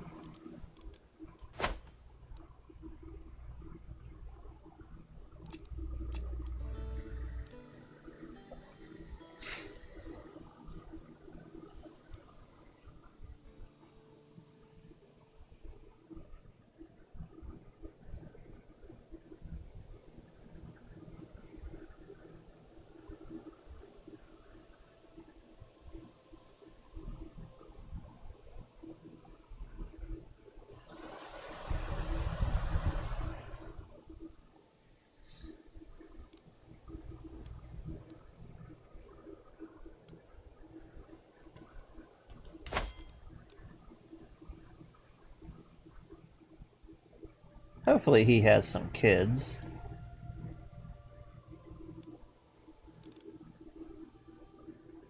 Hate to see Wessex, since they're so iconic, disappear early on in the game.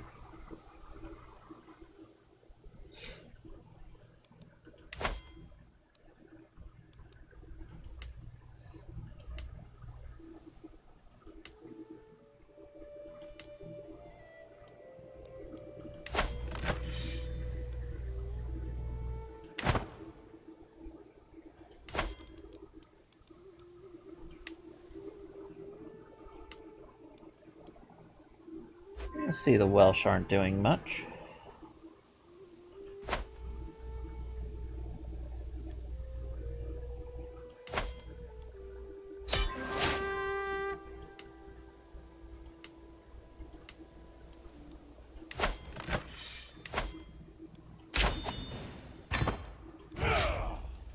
Looks like we do have some Norse settlement starting to happen up here.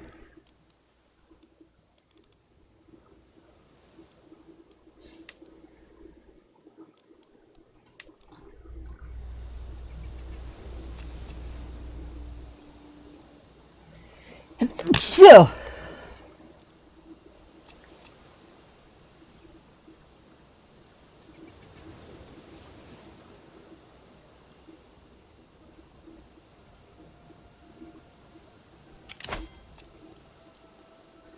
we will now bring the Jorn Vikings into existence. Valhalla awaits us all.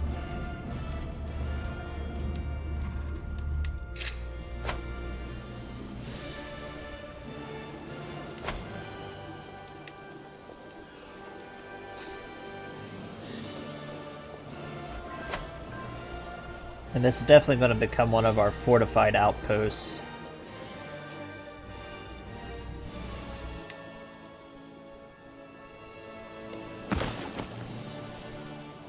Pilgrim's Tale.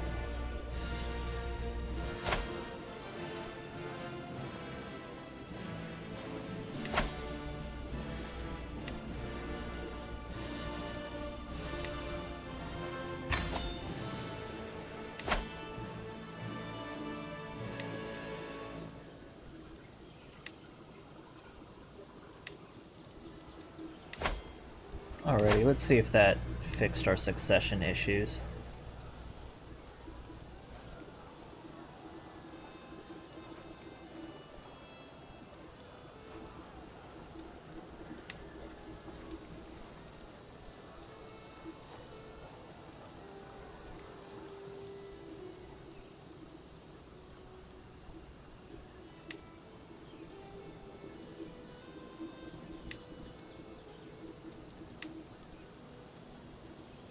Now, if anything, that made that worse.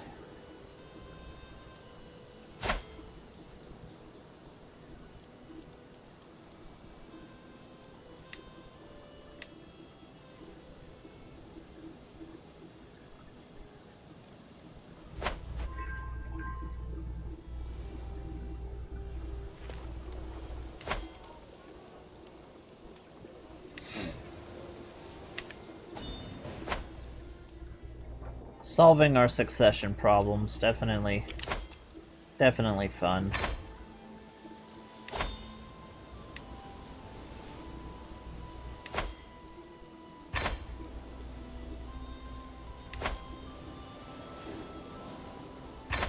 And we shall sacrifice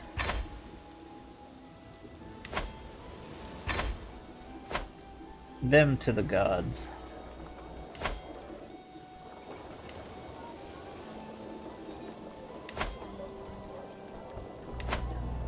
And we're going to convert this area to our culture and religion.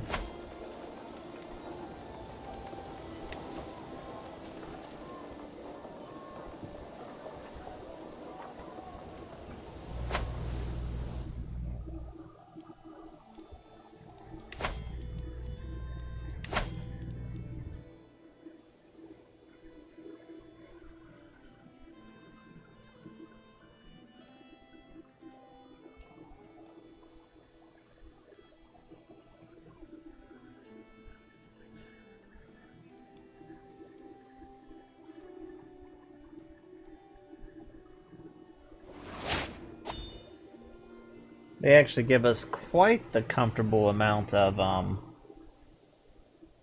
men-at-arm type units, increasing our army quite lovely.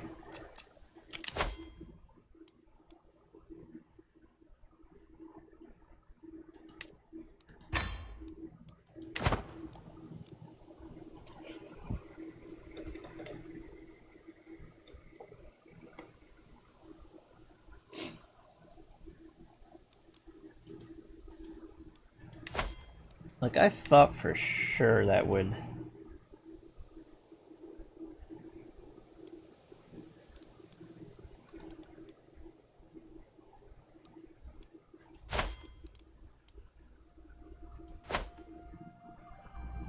deal with that.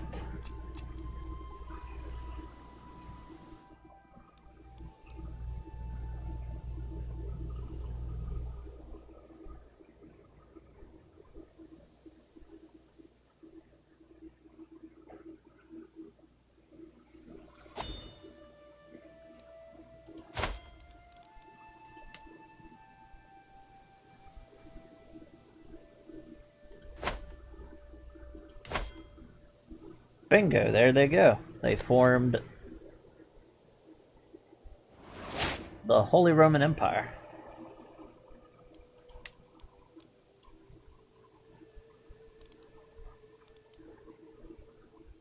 Instead of Francia. That was weird, but hey. Still technically what it was. So we have Charlemagne's Holy Roman Empire.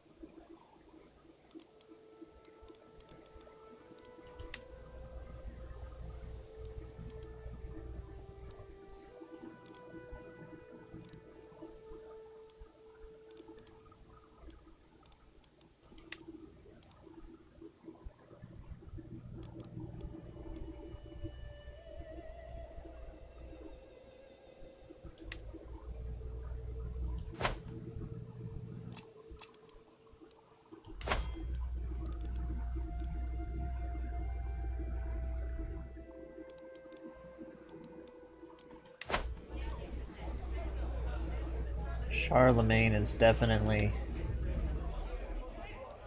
up there now.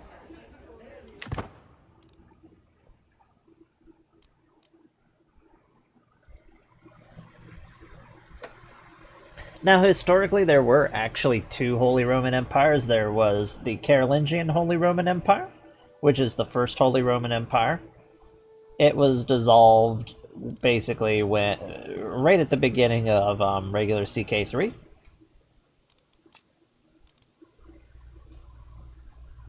The last of the Carolingians to hold was basically the King of Italy, because he was technically the Emperor of the Holy Roman Empire, but his uncles and siblings did not recognize him up here.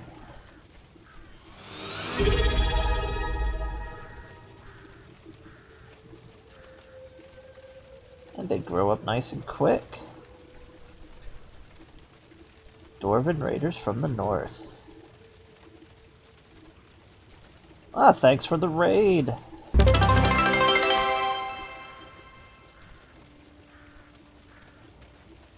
Hey Queen, if you're there, if you can give them a shout out, please.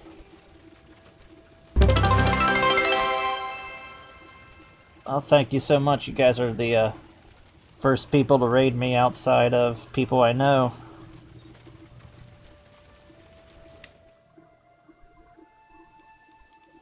How's it go? How it's all going? So we're playing with our own creative character in my own mod that puts us clear back at the start for Charlemagne. So my own character, it's the Keifer Dynasty, and this is Keifer, the founder of it, and we've become the King of Norway. And we're slowly going out, just doing a nice slow play. Playing based off of the character interactions and our character interactions, and it's fun whenever you forget how to talk, and your character's personality traits.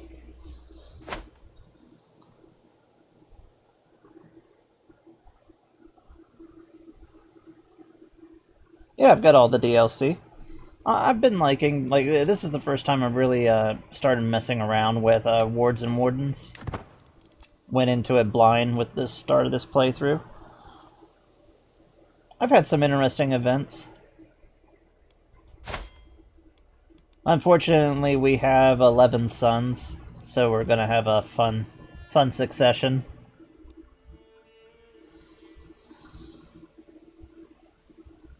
It definitely adds a lot of flavor, and the university visit is really nice. Basically giving you the ability to get the level 5 education levels, which are really broken. Like, Exalted Warlord is the level 5 for the military stuff, for the martial education. That's what it gives you. It's crazy.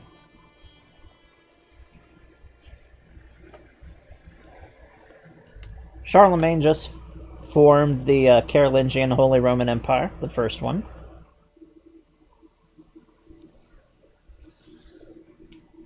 We are playing with 2 really big influential mods, and besides my own mod that I have plugged in. The first one would be Crusader Wars. We fight all of our battles in the Total War engine, and the second one is Catholic Trinity. There's our second son. Let's see if we can get rid of him. Go and join the Holy Orders. Of course, you don't have a Marshal's trait.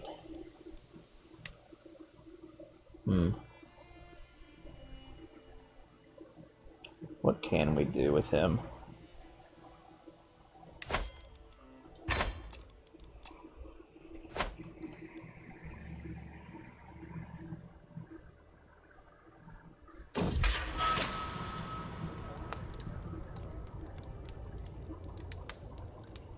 Oh, that's fine.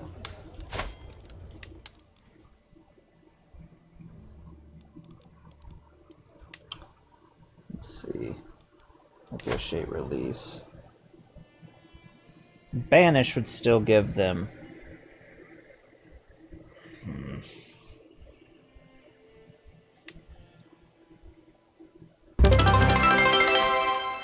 Thank you for the follow.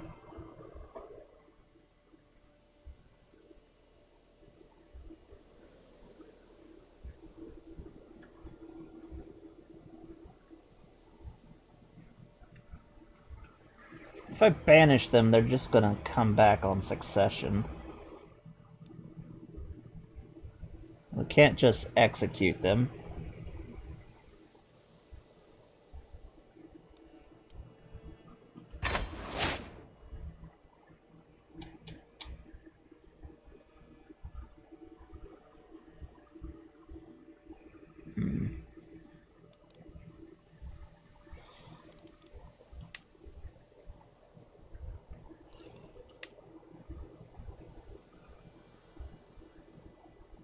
It's like we're not really in a position to denounce them or disinherit. And our eldest son can have a grand wedding, so we're gonna go ahead and plan that in Oslo and do a pretty cheap one.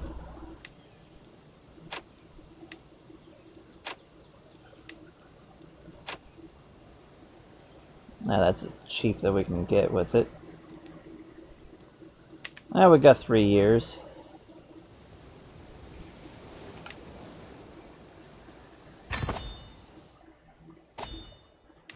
Well, you know what you do whenever you're strapped for money. You go and borrow it from your neighbors. I'm gonna go over and ask the Anglo-Saxons for a very charming cup of gold.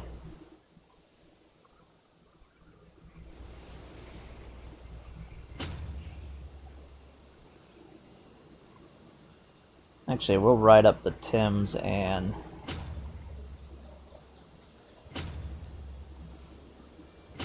we'll go there, then London.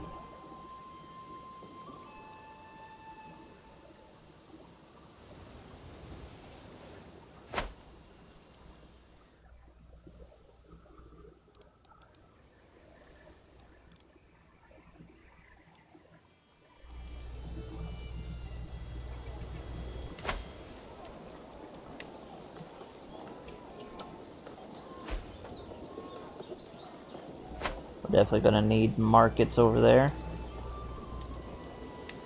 Faction against us.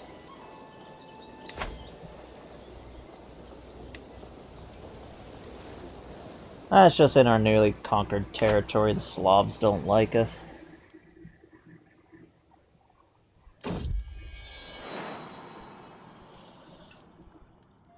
Oh, why?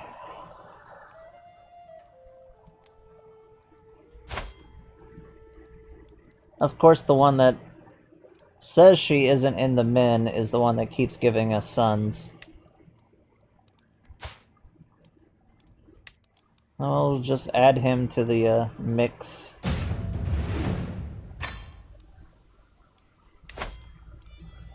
A little educating.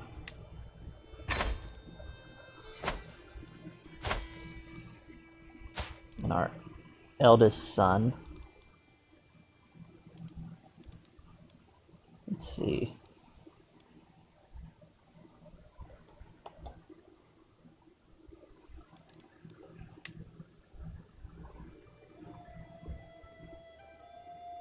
He's already our friend. So that part's good.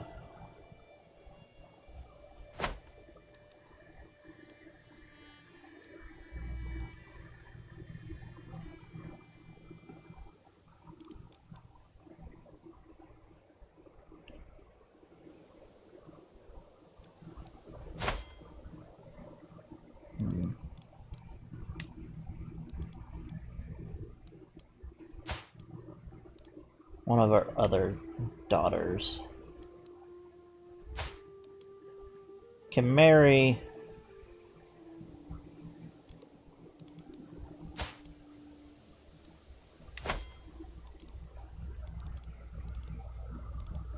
the son of Ragnar Lothbrok.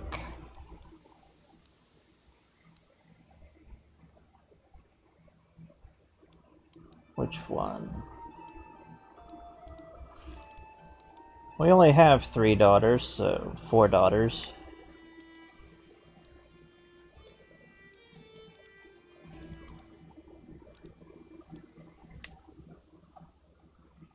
So that will do.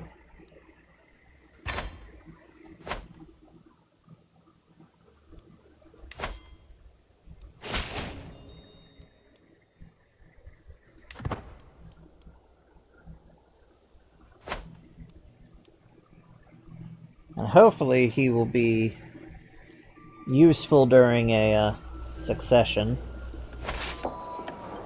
Strike London here.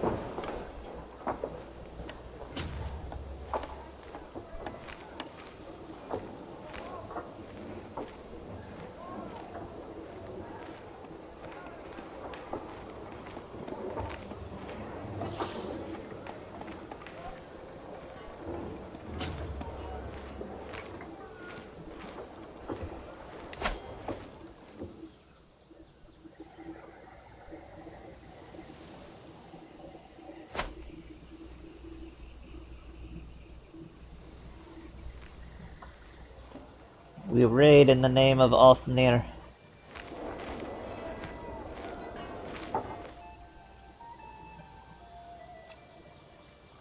And we'll take back all this juicy plunder for our grand wedding for our son.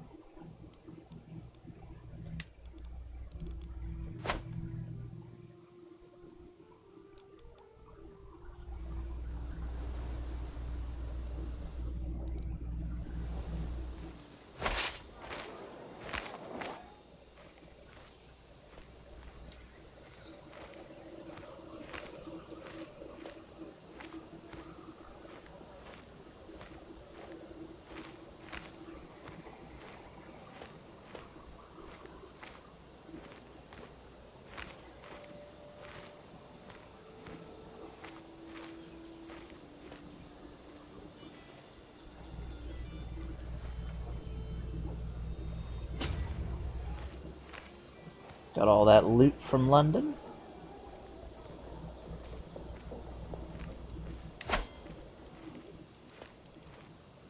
And Essex is just laying down and letting us march away with all of his gold.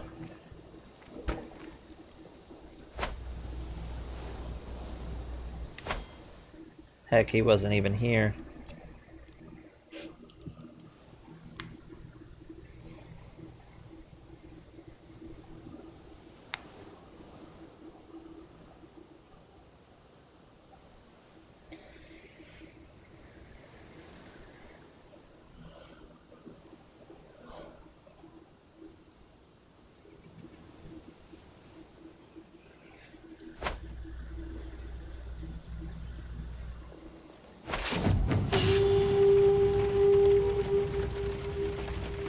A doll for Hela, one of our daughters.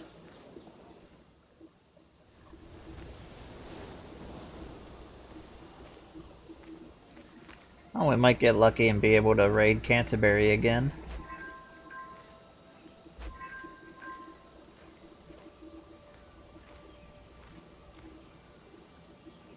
We'll dip up into East Anglia and come back down and around.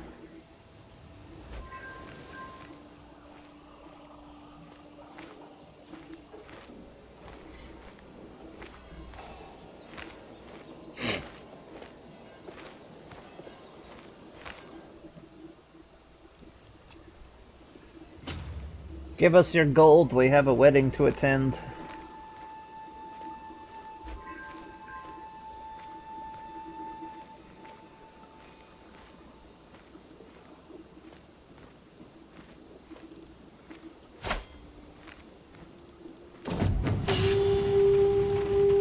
Bring us the boundless plunder.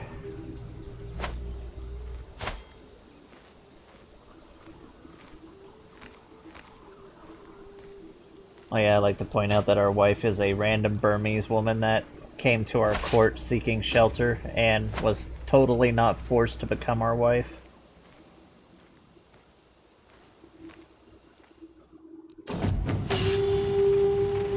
Oh, we found another doll.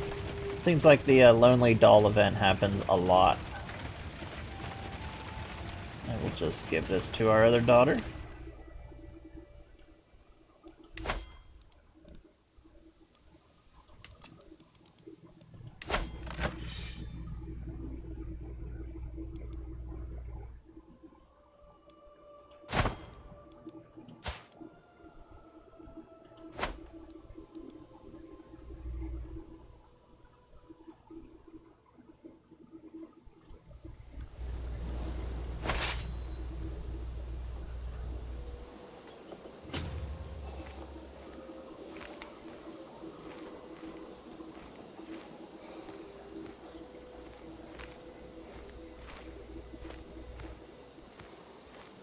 Here we are.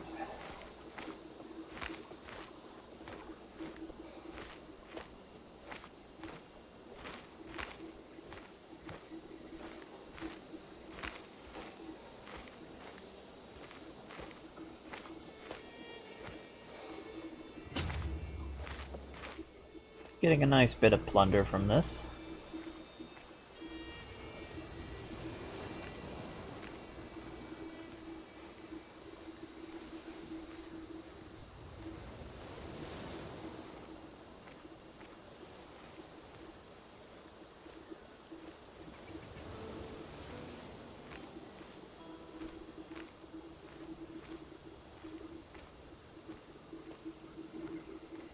I didn't bring my event troops with me for forming the Yarn Vikings.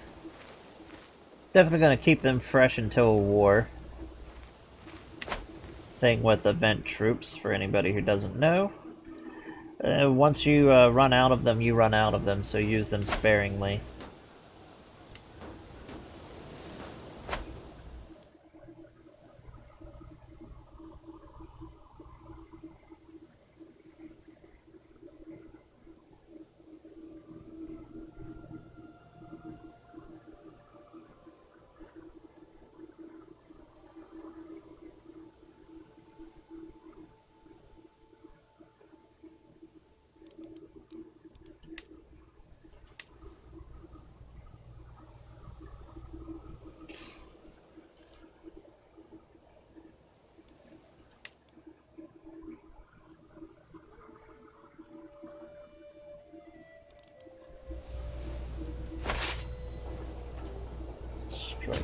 here.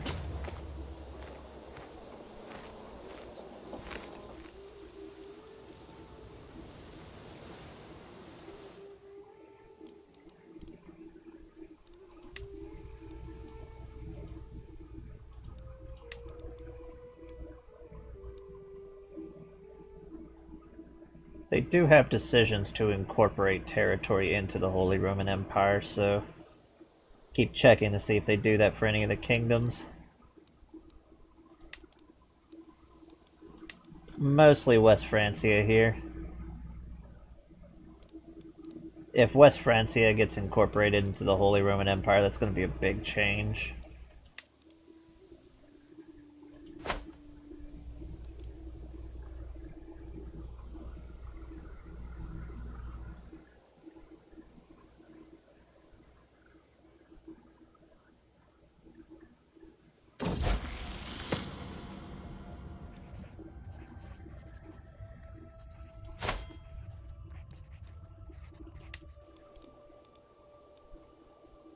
A learned man.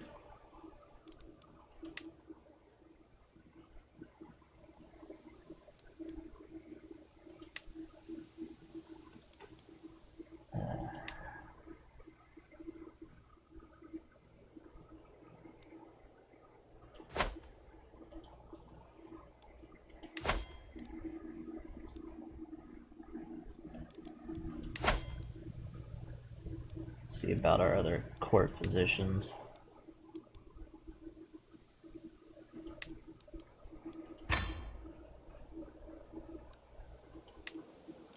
Food taster.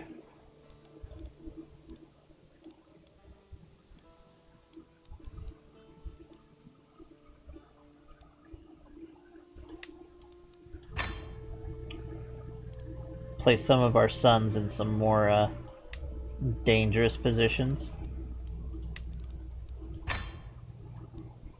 And maybe it will deal with it for us.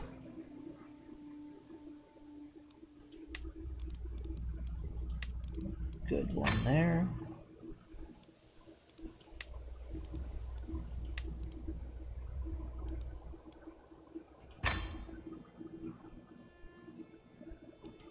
A seneschal, another good one.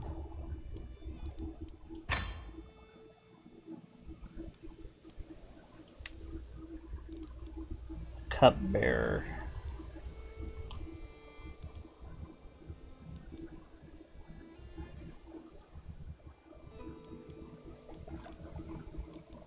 Give that to him. Just off of their ability, a court jester.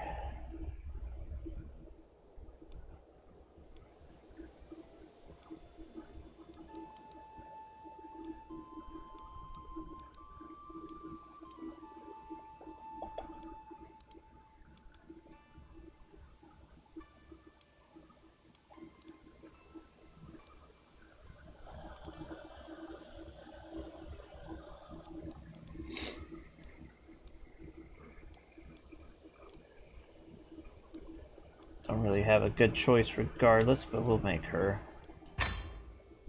make us laugh. And a court magician.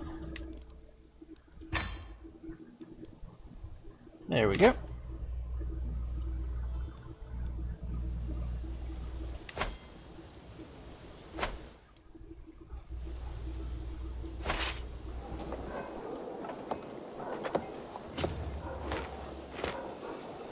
Look at that, East Anglia.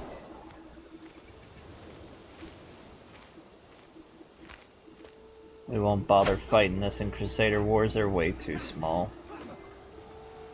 to really be worried about.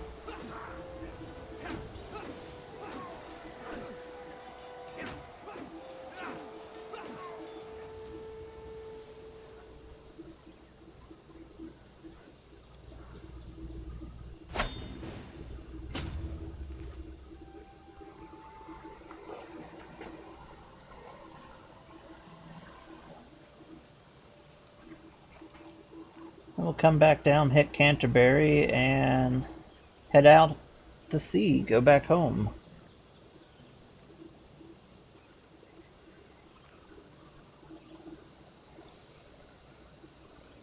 Our long ships won't be all the way filled, but we don't want to lose out on our grand wedding.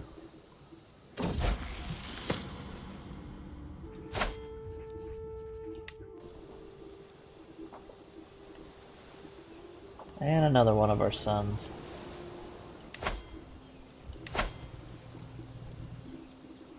Let's see.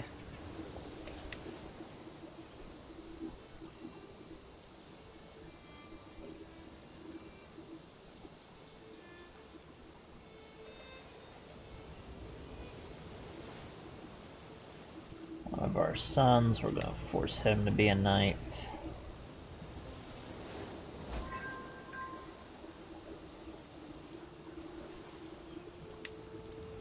He'll be a knight.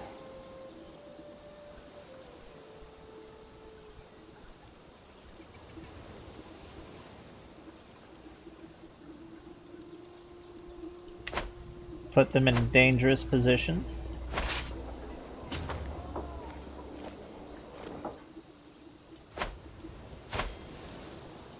It's crazy, we still haven't gotten a Dynasty legacy, but it looks like we're about to get one very soon.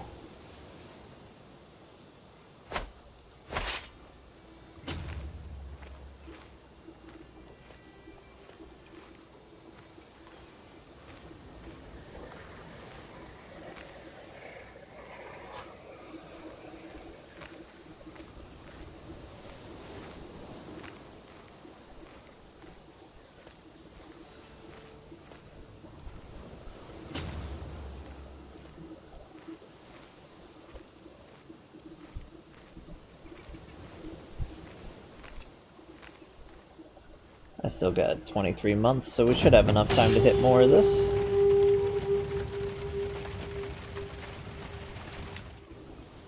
The Lonely Doll event again.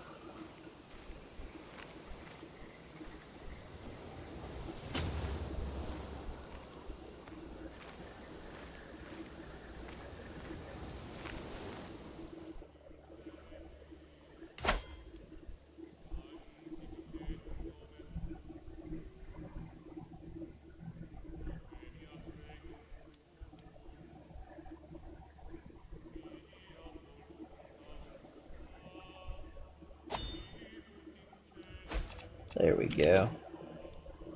And we're definitely going to take Wanderlust because we can send kids off to the Bangreen Guard.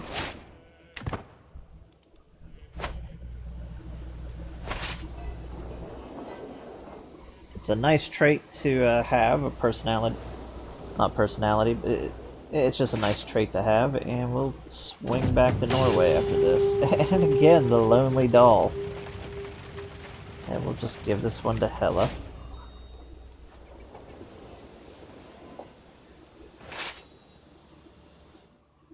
And back to Norway.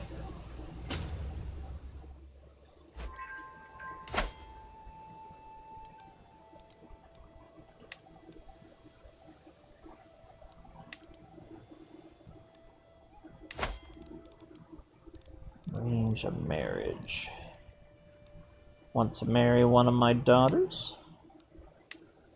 Since he's about to become King of Denmark.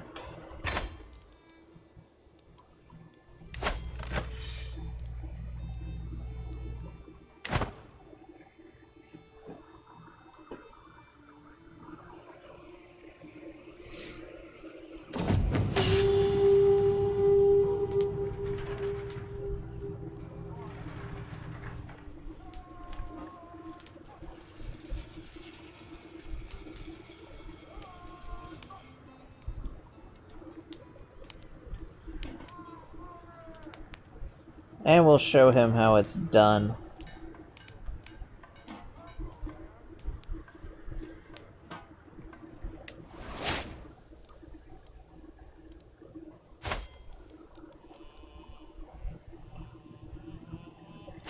He likes to go and have background duels. We show him how his old man does it.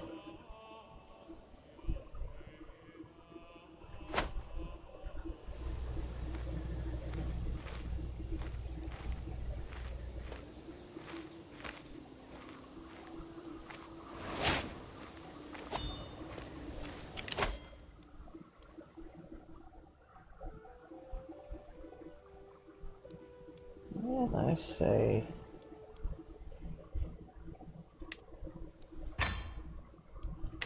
As we're getting older, we need a little bit of a buff on our prowess. Still pretty good for 42.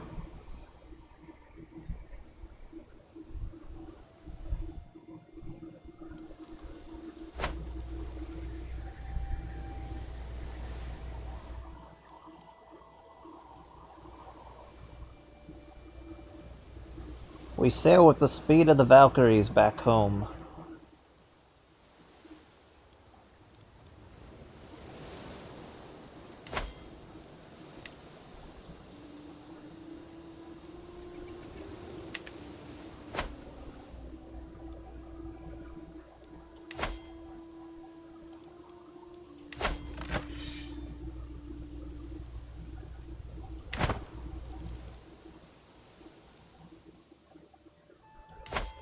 So I think it's pretty clear that Ragnar's going to become the king of Sweden. He's doing quite the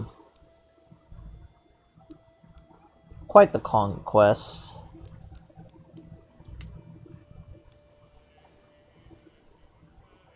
Fjordston is going to become the first king of Denmark, and here we are in Norway.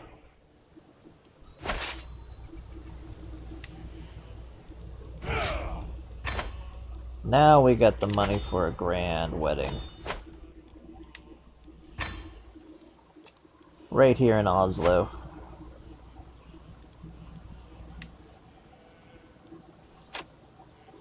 We'll do high-level entertainment.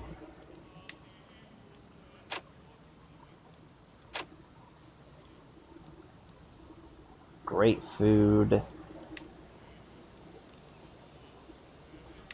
We're going to try to accidentally see to the death of one of our sons.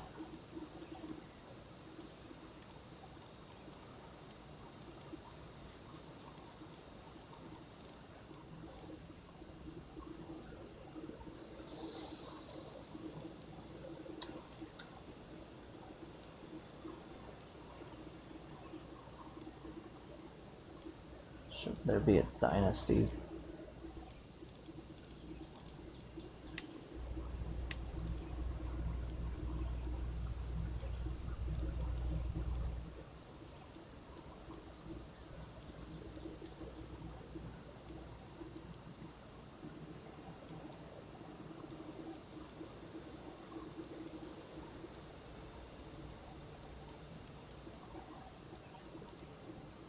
Well, that's not an option.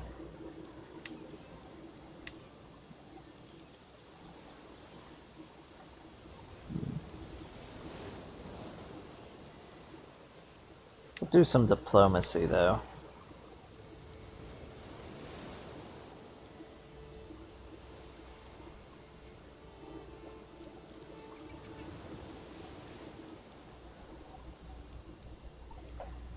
See who comes.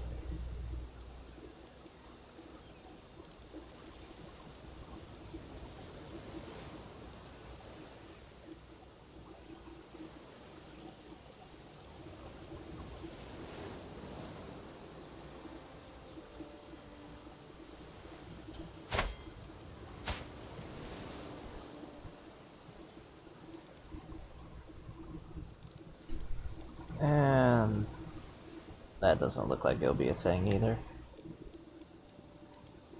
I will just lose our stress.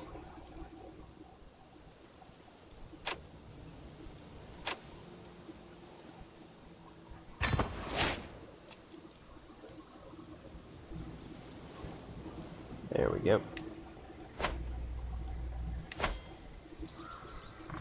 Our first grand wedding of this campaign.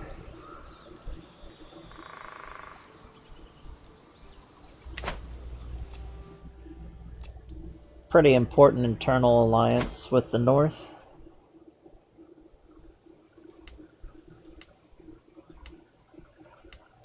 It's not our strongest vassal, that would be the Jarl of Uppland.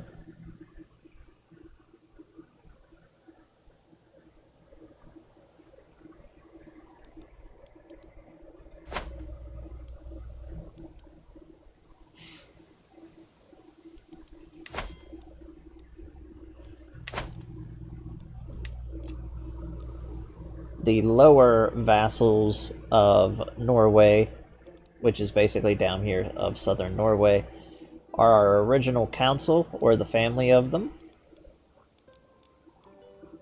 While the north is basically somebody who agreed to become our vassal willingly. So they're not tied to us as strongly, but this wedding will definitely do it.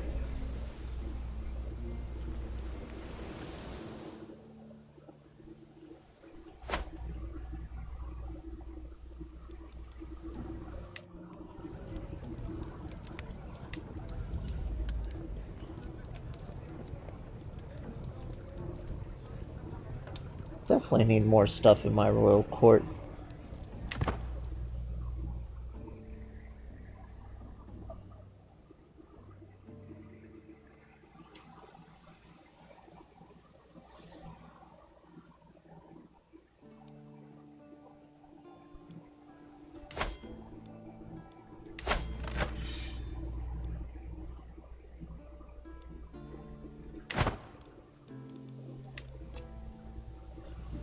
And this area has become Norse. Now it's just becoming part of our religion.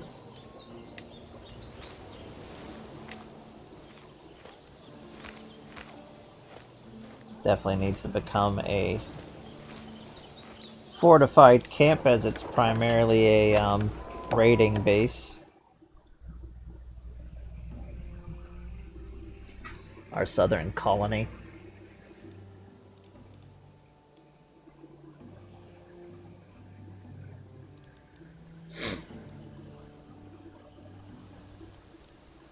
So if we put a market base, it will a market down here at our base. It's definitely going to add to our supply. And if we conquer this little area down here, it will open up a lot more supply, and we'll be able to successfully come down and raid realistically as far down into the Eastern Mediterranean.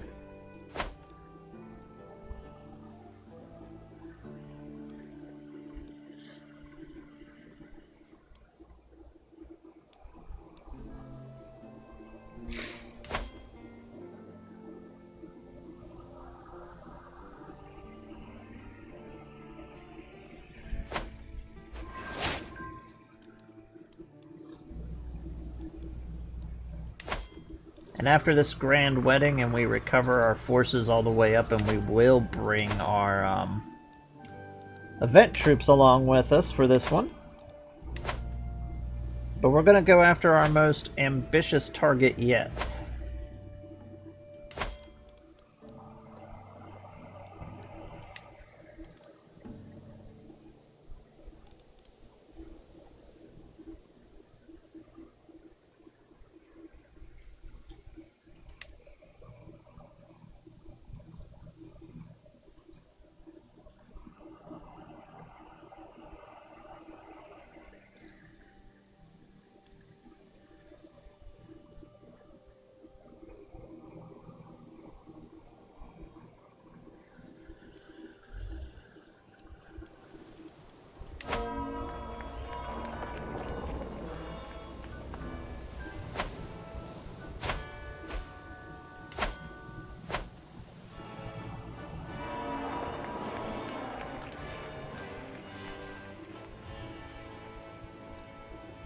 Our son Sigurd has an amazing mustache.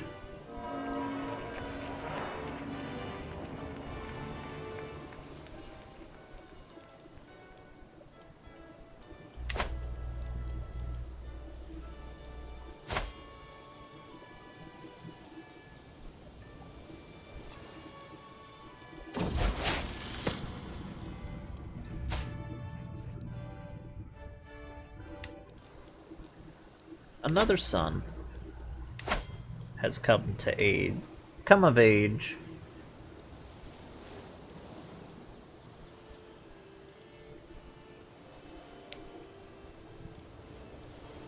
You are forced to become a champion.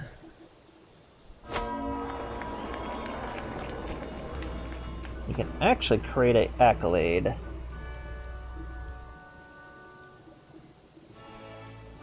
We'll give it to our bodyguard, who has been very loyal.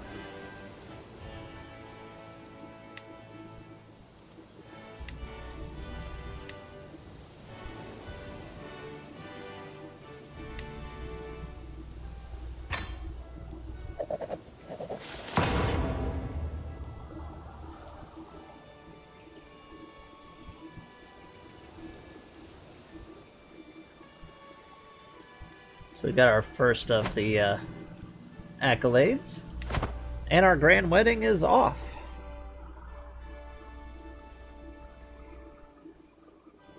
Huzzah!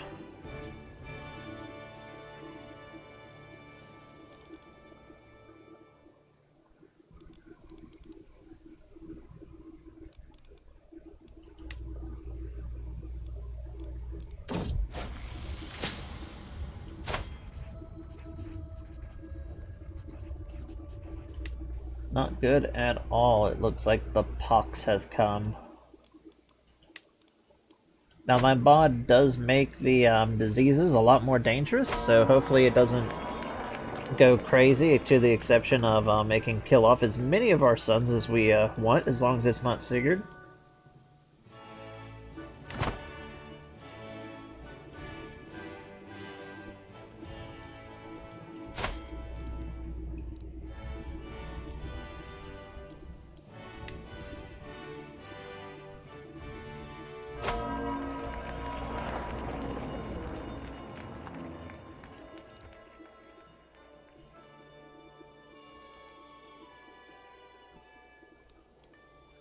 It happens.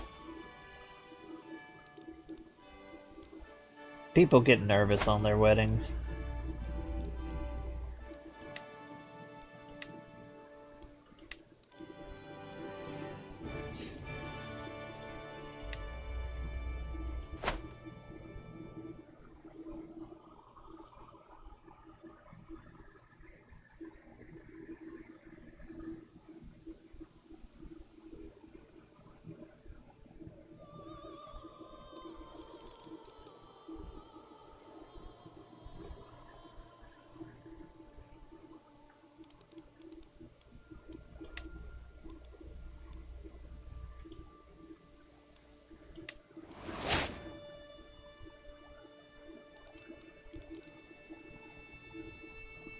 No longer need a wet nurse for our children,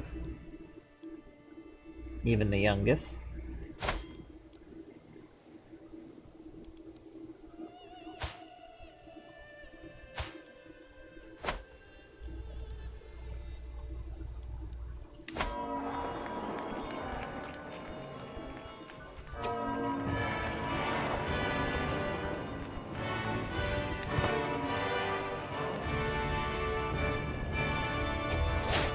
There we go.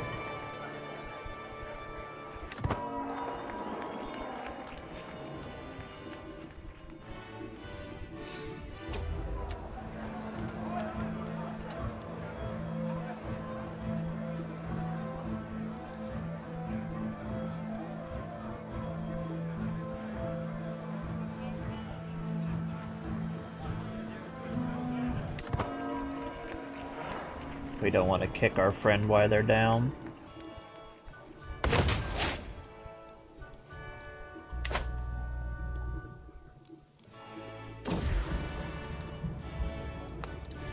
And we are safe from smallpox.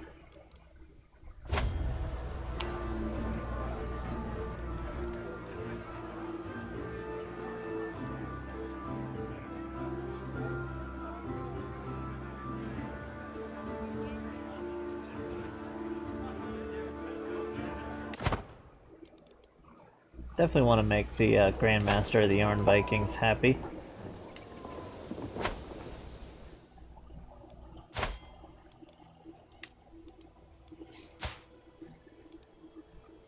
Hopefully this son will actually accept becoming one of them. He is in a martial focus. Let's see.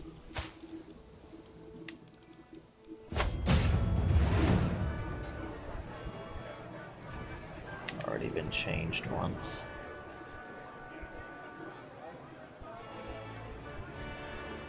praise the happy couple.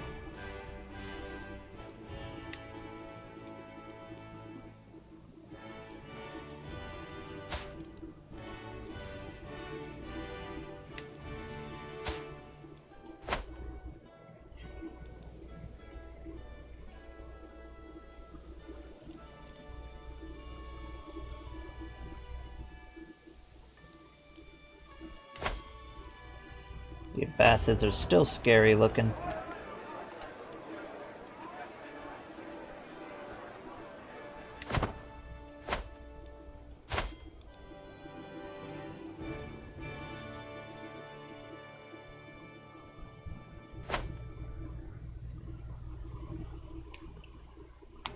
Doing a slow play because we've barely gotten 26 years in really does sort of put a lot more emphasis and feeling into everything that you're doing. Like, we've watched our son that we actually care about. We've watched him grow up, grow an amazing mustache. Now he's getting married. We've destroyed tons of Western Europe, bringing it all back. And hello!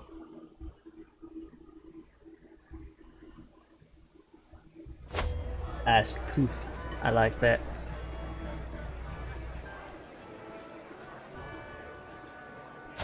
And this guy can become our friend. That works.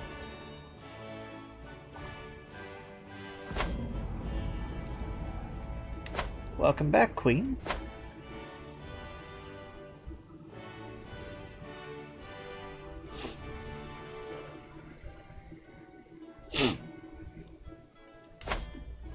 This is literally the first playthrough that we've done. It has to be the slow play where Charlemagne's actually successful at forming his empire.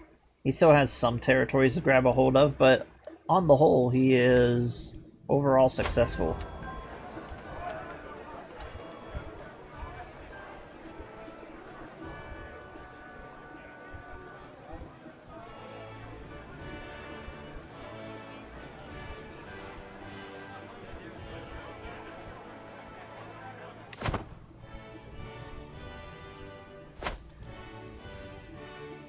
Gotta keep in with our in-laws.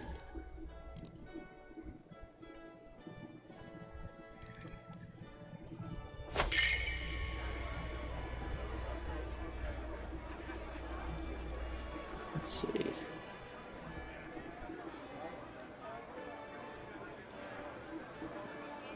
And we're friends with one of our sons.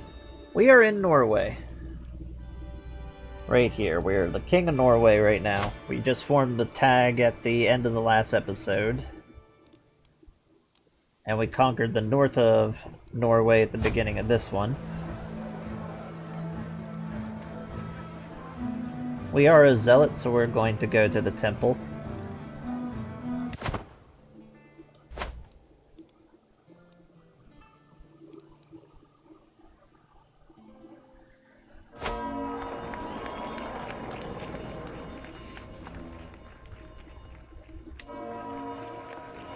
And it was a fine grand wedding.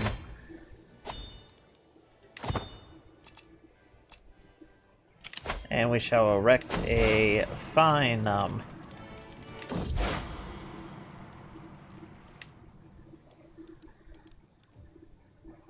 fine rune stone.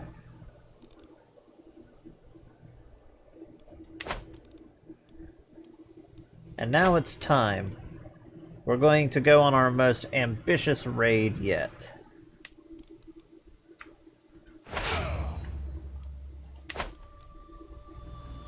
We're taking... Everybody have them meet down here.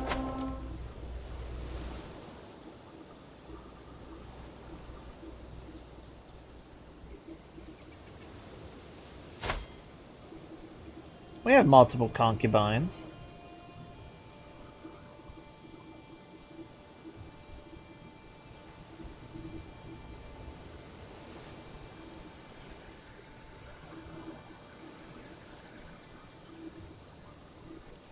Unfortunately, we have way too many sons.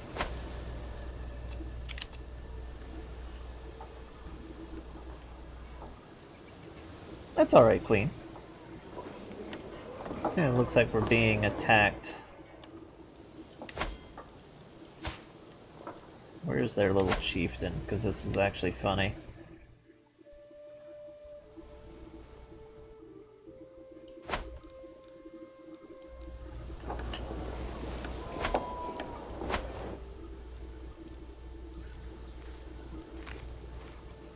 He can radar out.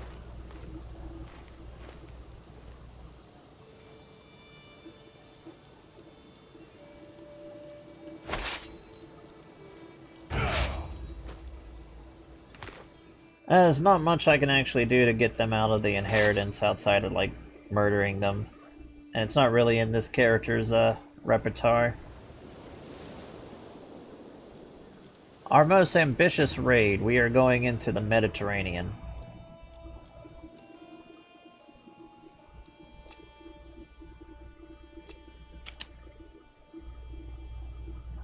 That's the thing with the role play. There's no no right or wrong way of playing Ck3.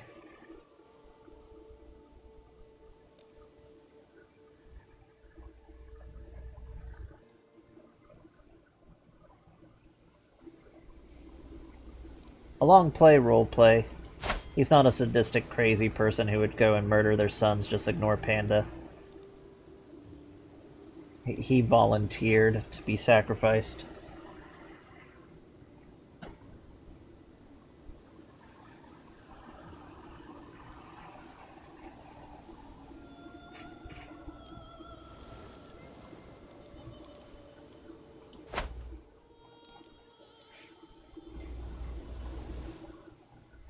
We will see if we can steal the Pope's hat.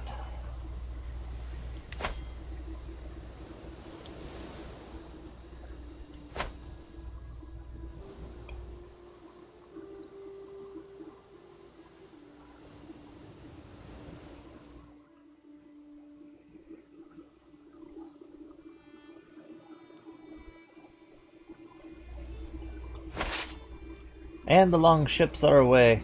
We fly with the speeds of the Valkyries.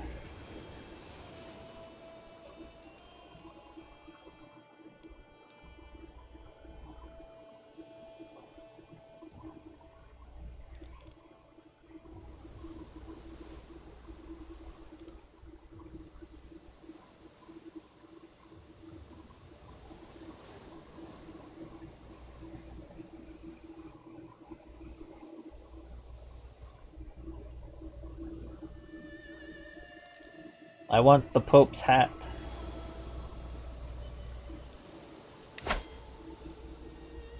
I am coming for your hat.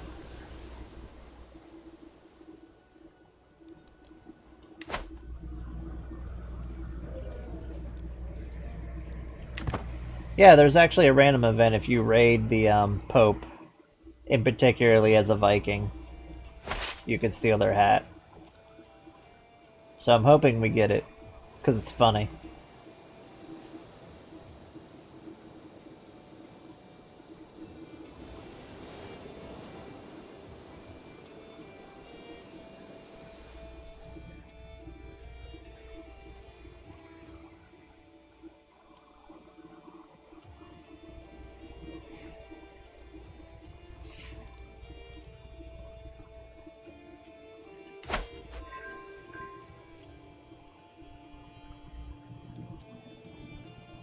I might also raid the western territories of the Eastern Roman Empire while we're over here.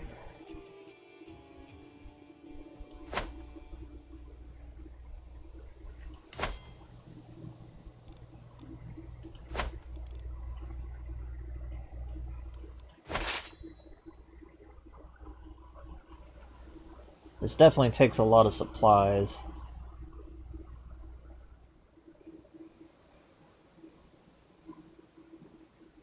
We're going to be pretty low when we get into Italy, meaning we'll lose a lot of troops.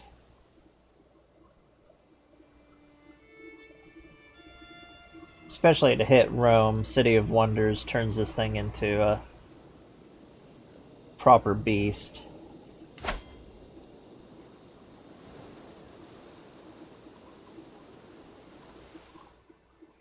So this is definitely an ambitious raid.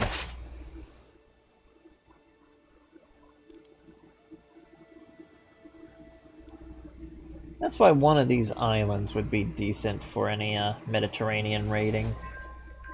We might look into grabbing it for an outpost. It's definitely in our character's MO.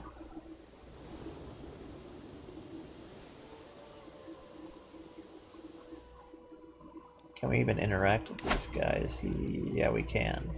No, we can't.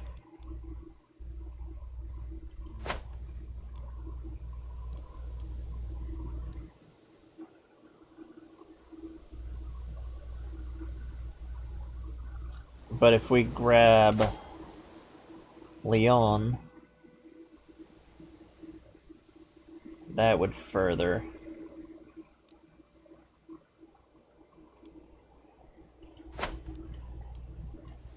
If we want to do more raids in the Mediterranean, that is.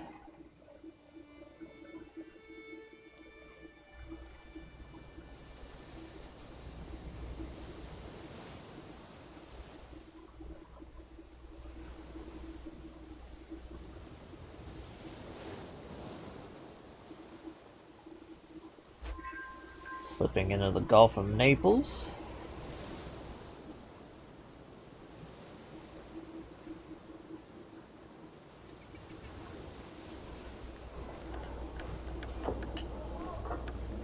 And here we are. The Papal States.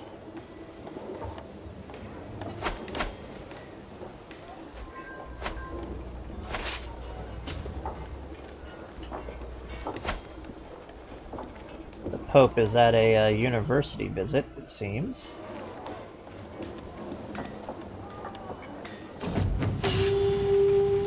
And we got another lonely doll.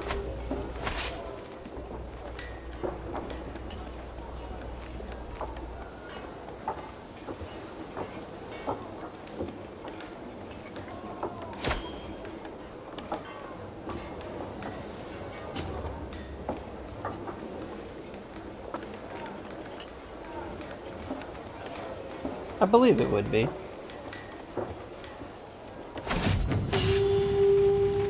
Another lonely doll.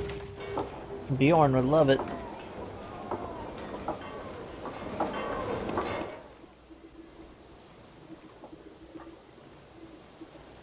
We definitely get that from wards and wardens a lot.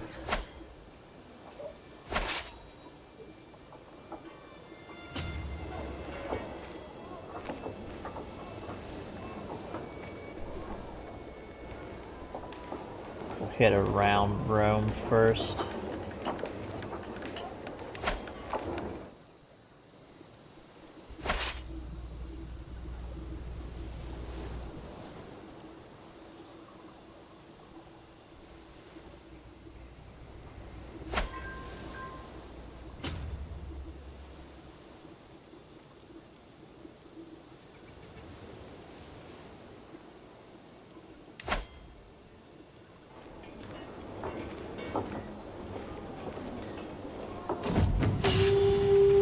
Another lonely doll.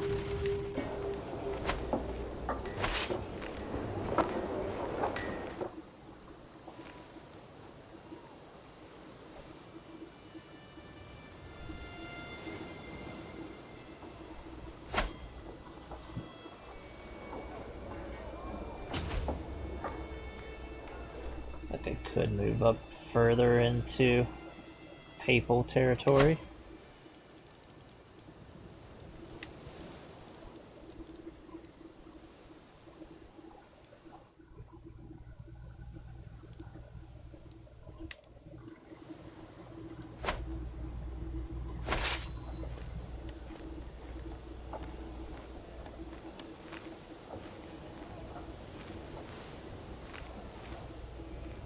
And then out.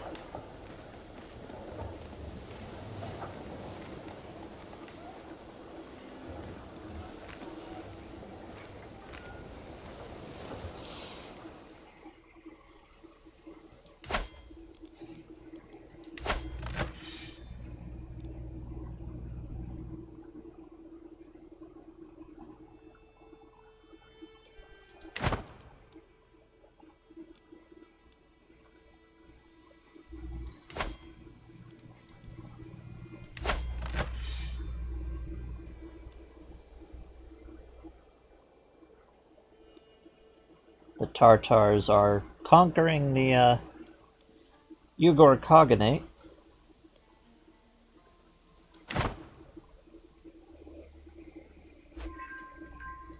We're definitely going to have a nice size empire out here. Of course, they're Turkish, so we don't need to worry about Genghis Khan spawning early. It's only available to the Mongols.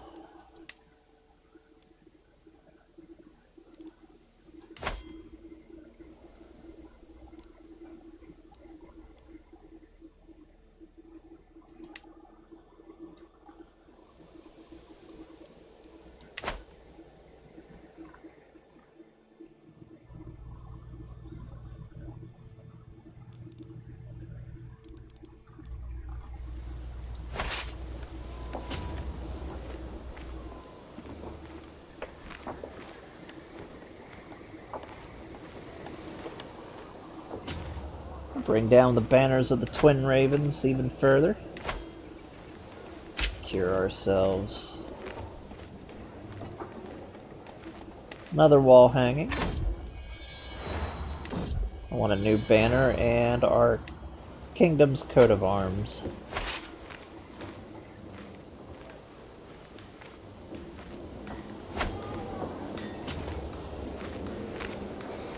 Now we're gonna raid the Vatican directly, and then hit Rome.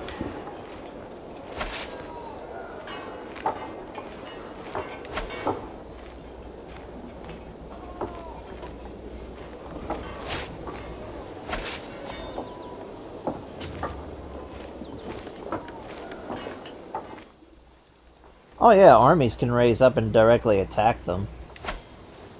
It's just they're not raising their army to try and stop me.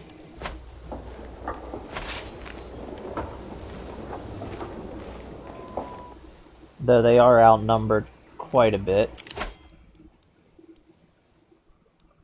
Usually the AI won't raise a force against you when you're raiding if you're vastly more powerful than them.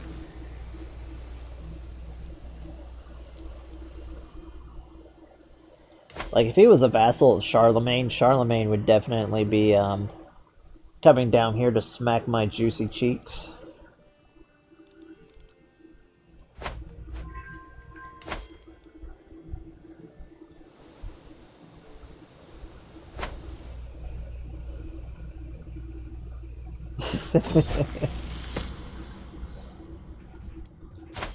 And there we go.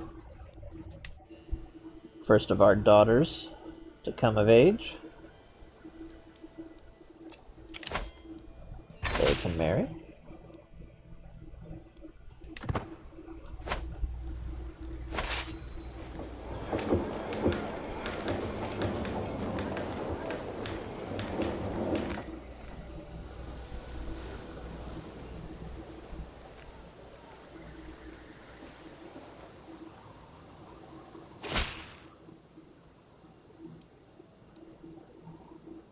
We are blessed to have such servants. Nice, loyal servants. Let's make sure nothing crazy is going on in Norway.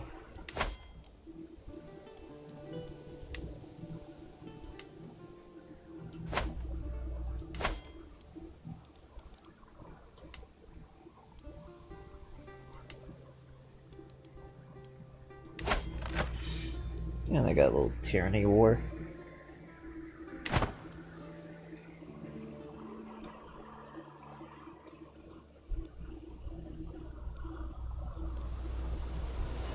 And now we're attacking Rome. And we will get a, most of the time we get an event for raiding Rome.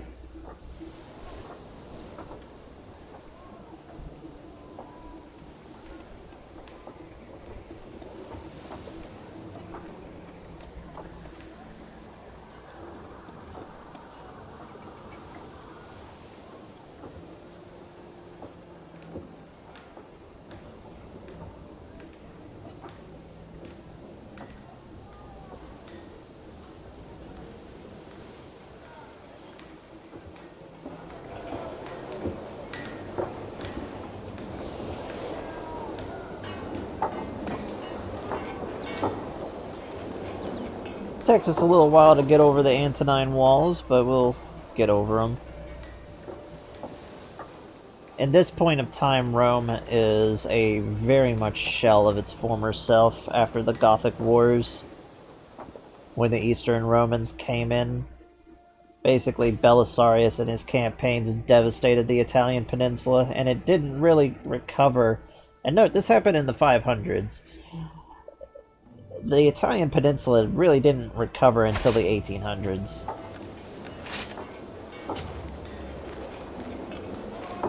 Oh, we didn't get an event. I am disappointed.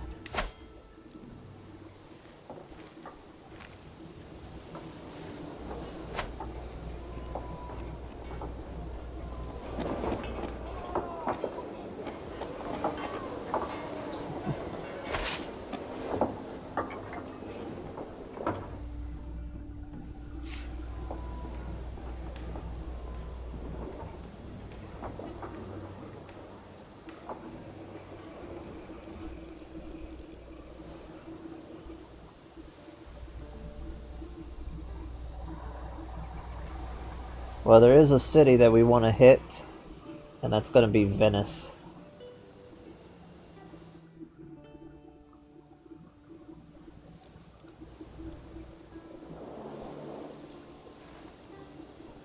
Extremely rich city.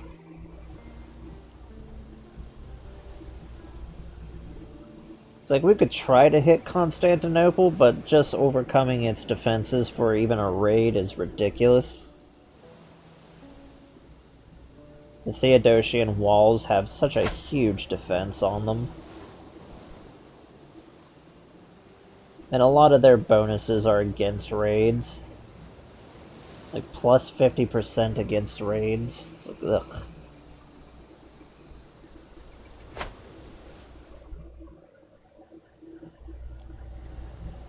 Even without City of Wonders, it is 100% the most powerful city you can get a hold of. It's the best city in the game.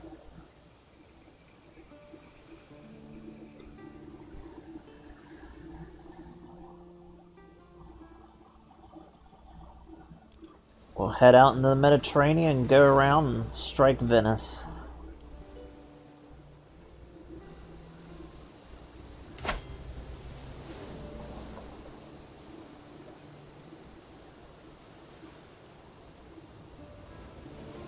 Also plus 50% in that county, and that's just off of bonus from Constantinople, so fun. Gold, lots of gold, and hostages. The richer the territory, the better the rating. Like, Venice is a super, super rich city right now. And it's going to give us, whenever we raid it, about 115 gold.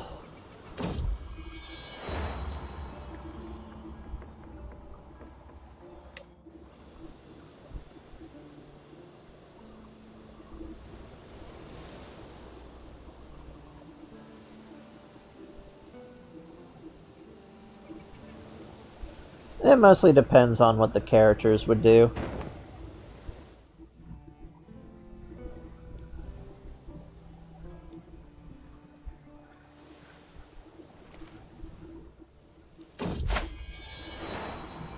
And we got our first grandson.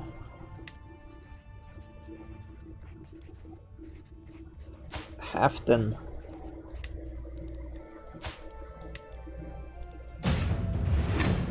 We shall give him a warrior's education.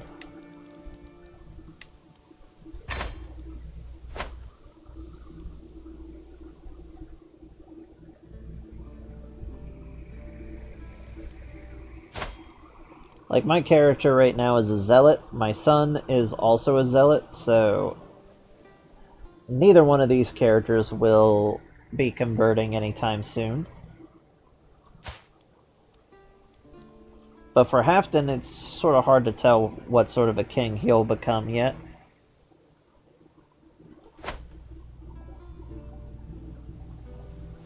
Oh, converting the hostages? And our wife died, the random Burmese woman that we may or may have not forced to marry us.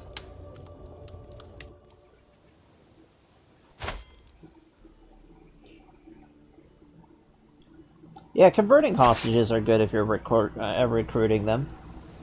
I have a very high tendency of sacrificing them.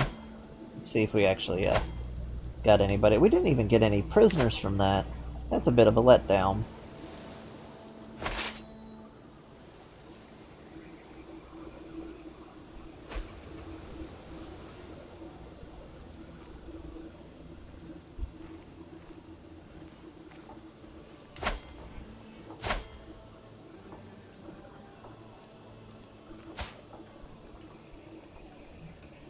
And luckily the Eastern Roman Emperor is busy elsewhere.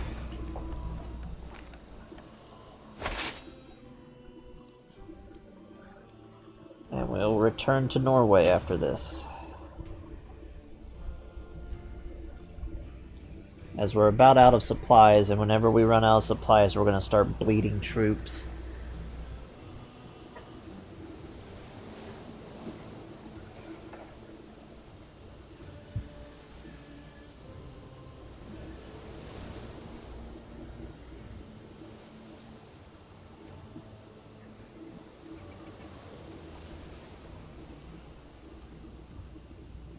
But even in the much diminished state that Italy is in, it's one of the best areas to raid once you're able to do it because of all these juicy cities.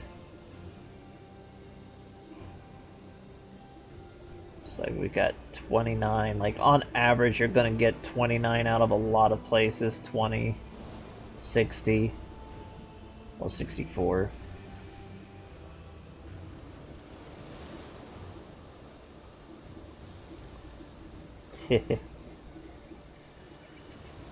Some nice pizzas. Naples. Like all of these are juicy little targets.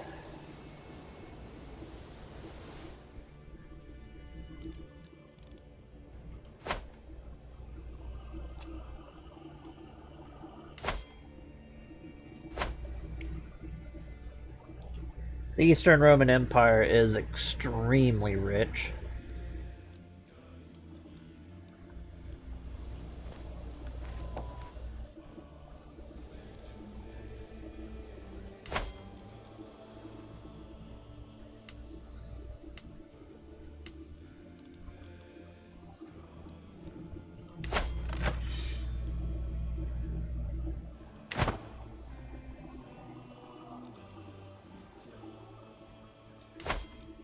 Now, I do have events to break up and weaken the Abbasid Empire, because if we leave it at the start of how it is, I've found that eventually it just turns around and decides to start eating everybody.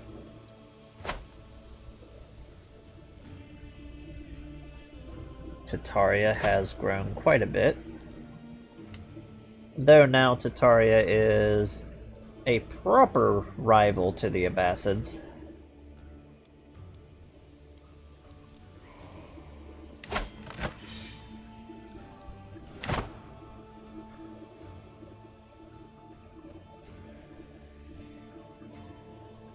The Steppe Empire, the different Steppe Empires are absolutely no joke.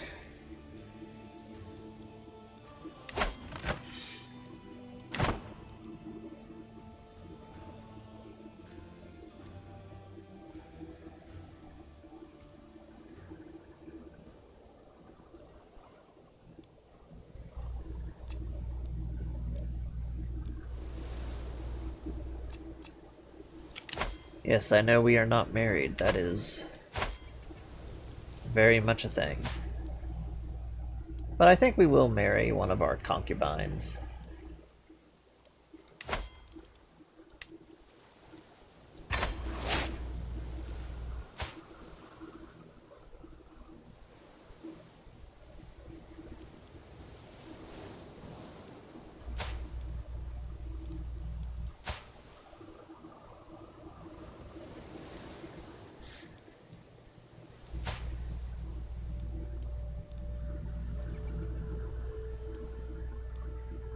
We've sort of fancied her from the very beginning. So now we've elevated her from just being a concubine up to a... the Norwegian royal banner has been formed. To our proper wife.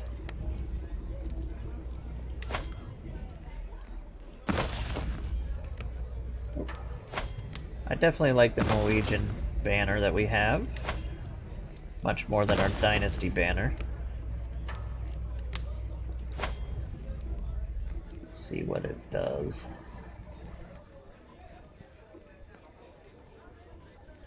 That's quite nice, and whenever we get enough money we can upgrade it. It'll take a lot, probably somewhere around a few thousand.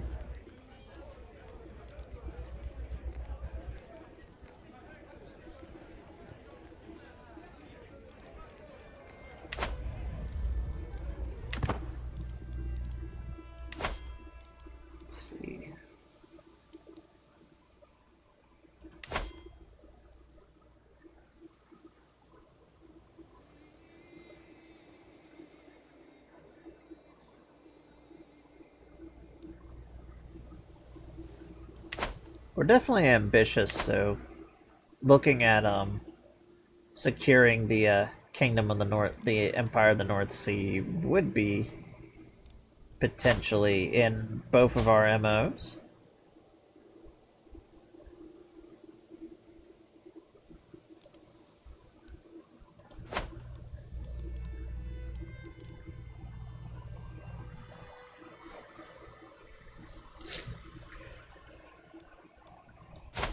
Oh, you also get prestige from rating. Since we did one that's pretty far, even though we are bleeding off for every step that we take. Did we not raid Venice? We didn't raid Venice.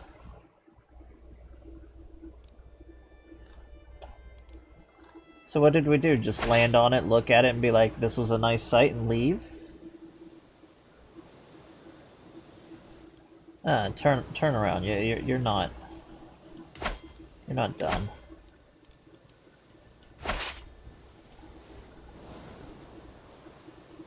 Go say hi to Santiago.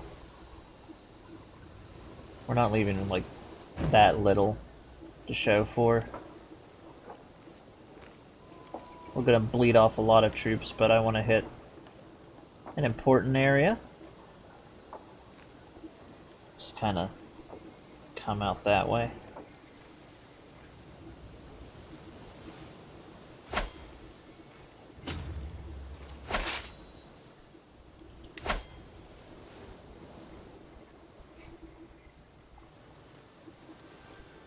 What you gonna do about it, you hunchback?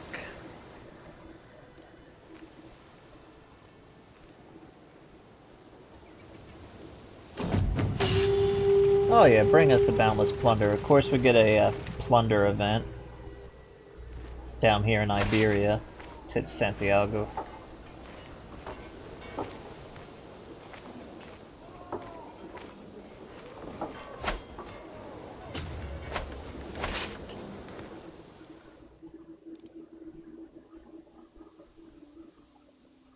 Now that has me mildly annoyed. Hella would like that doll. We basically landed at Venice, looked around, and was like, hey, this place looks cool. Look at all the sights of Venice. We were basically just heavily armed sightseers.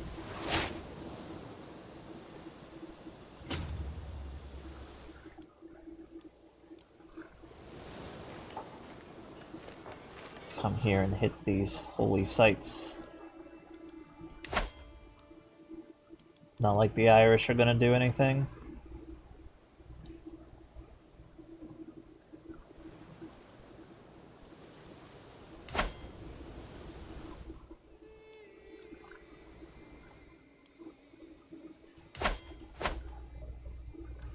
hit these insular Christian sites.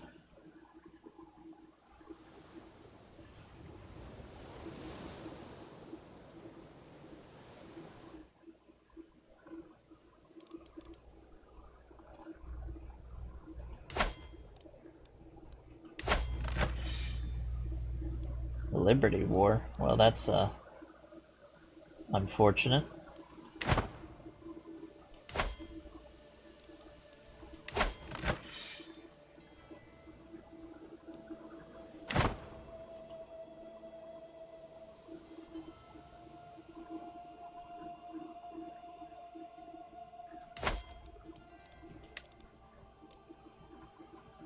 Hasn't grabbed those yet.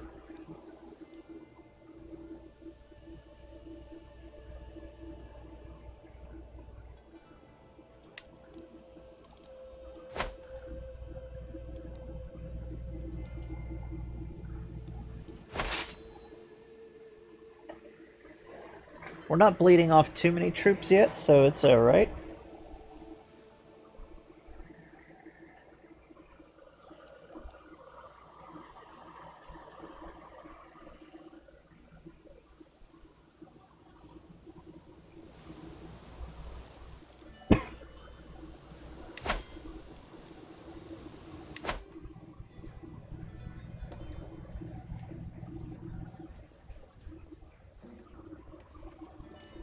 Are those Excaliburs? Excalibur and Excalibur.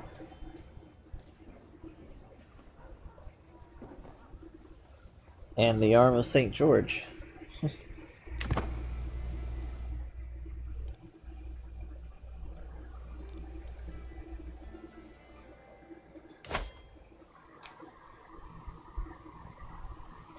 Oh good, the Dynasty of Wessex isn't going to, like, die on us.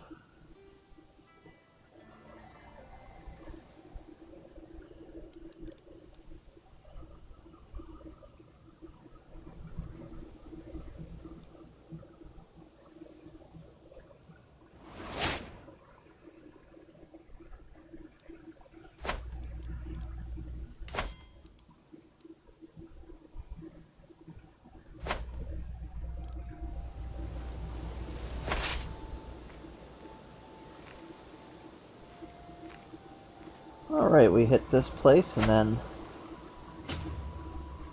see how much more troops we have.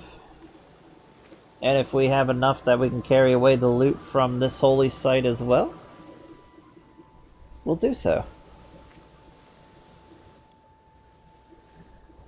I'm surprised Ireland hasn't actually started to consolidate more.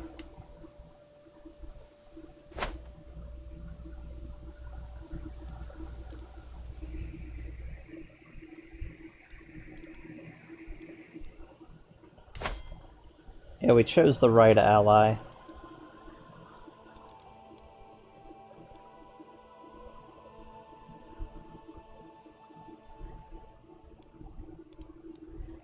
He's right on his way to forming Denmark.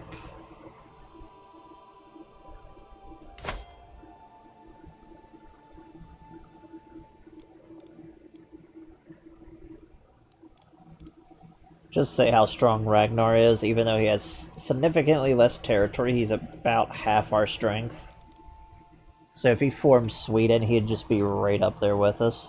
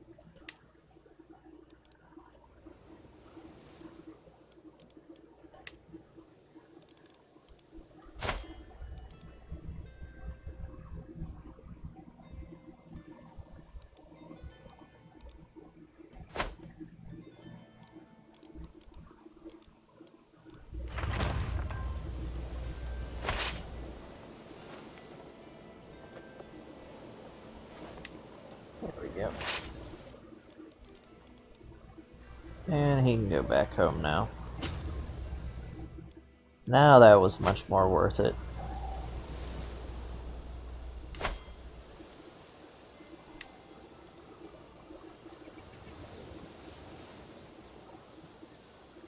All we need is our markets.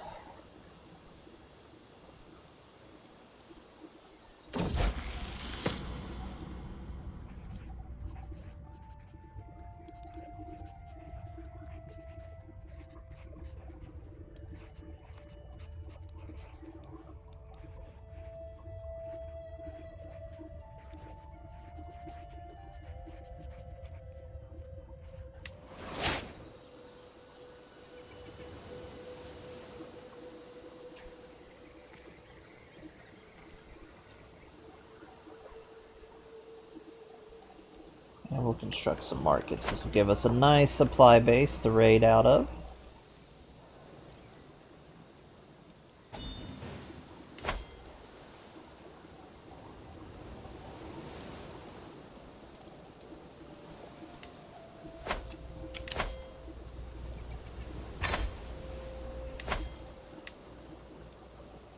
Let's see.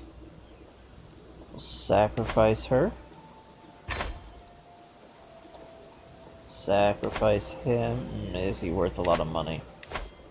Nope, just a hook. Sacrifice.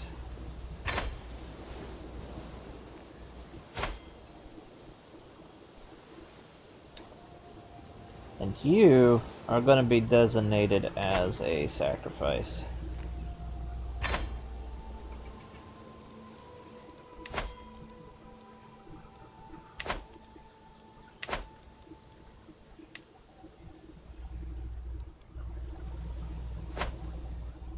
As soon as we get back home, we will hold the grand ceremony of the Norse.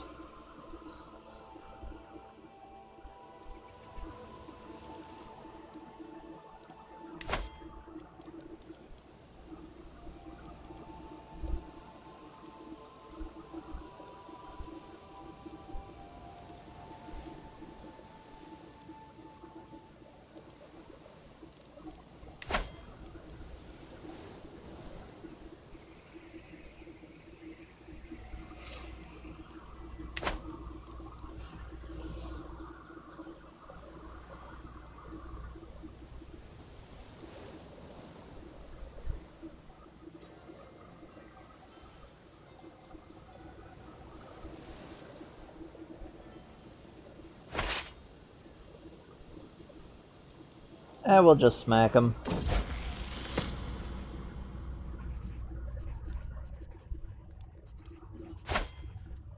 And Bjorn has grown up.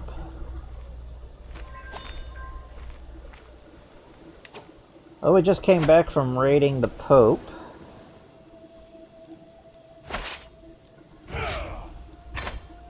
And now we're gonna have a grand sacrifice to the gods. Here in Oslo.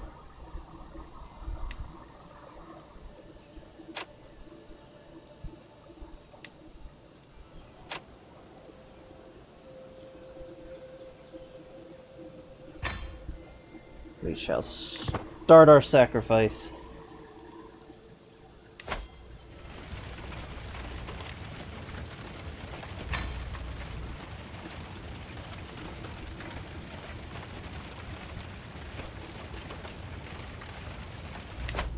So we are the King of Norway. We formed the kingdom. And we're just sitting back enjoying the insanity as this goes on and moves forward. We got Charlemagne over here.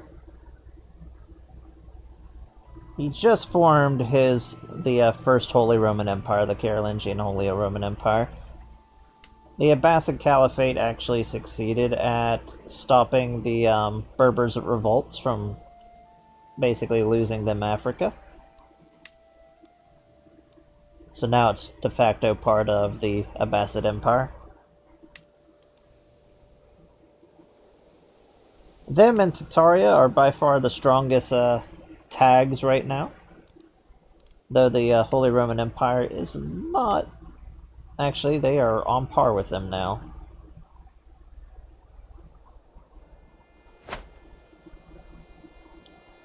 El-Andalus used to be quite powerful, but they're sort of having a little bit of difficulties.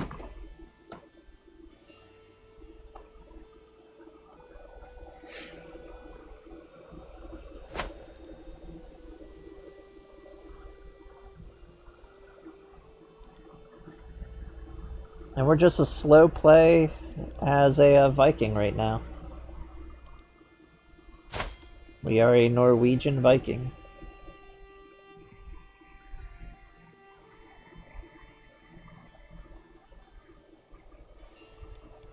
Who has way too many sons.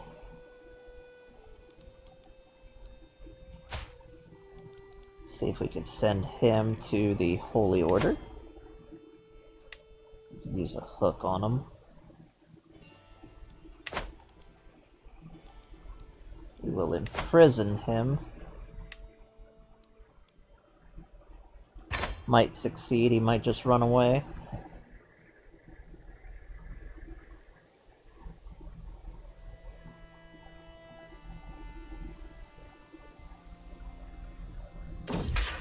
And he ran away.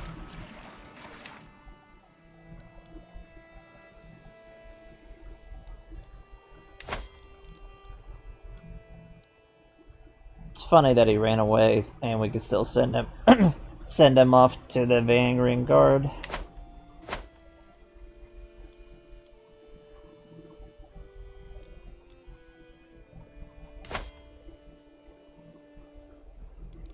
Since they didn't break apart, they're looking big and scary.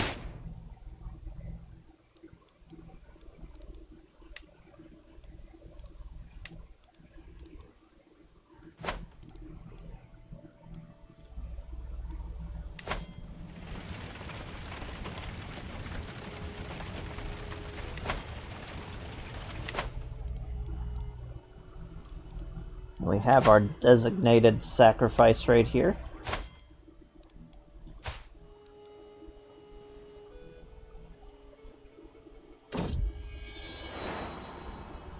And we got ourselves another grandson, so immediately there's going to be succession issues, even after this character.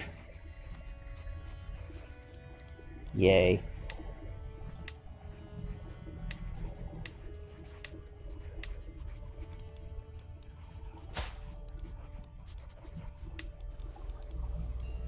Magnus is always fun. We'll have him become a warrior.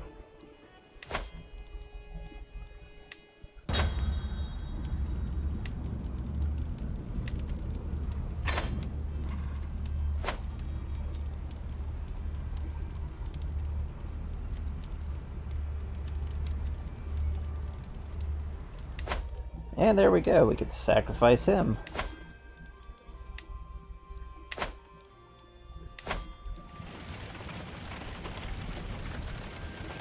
So just ignore the guy tied up to the tree behind us.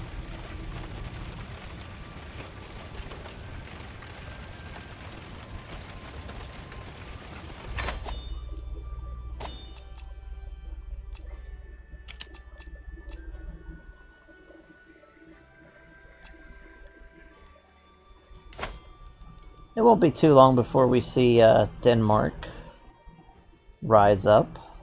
I believe they have enough territory for it now.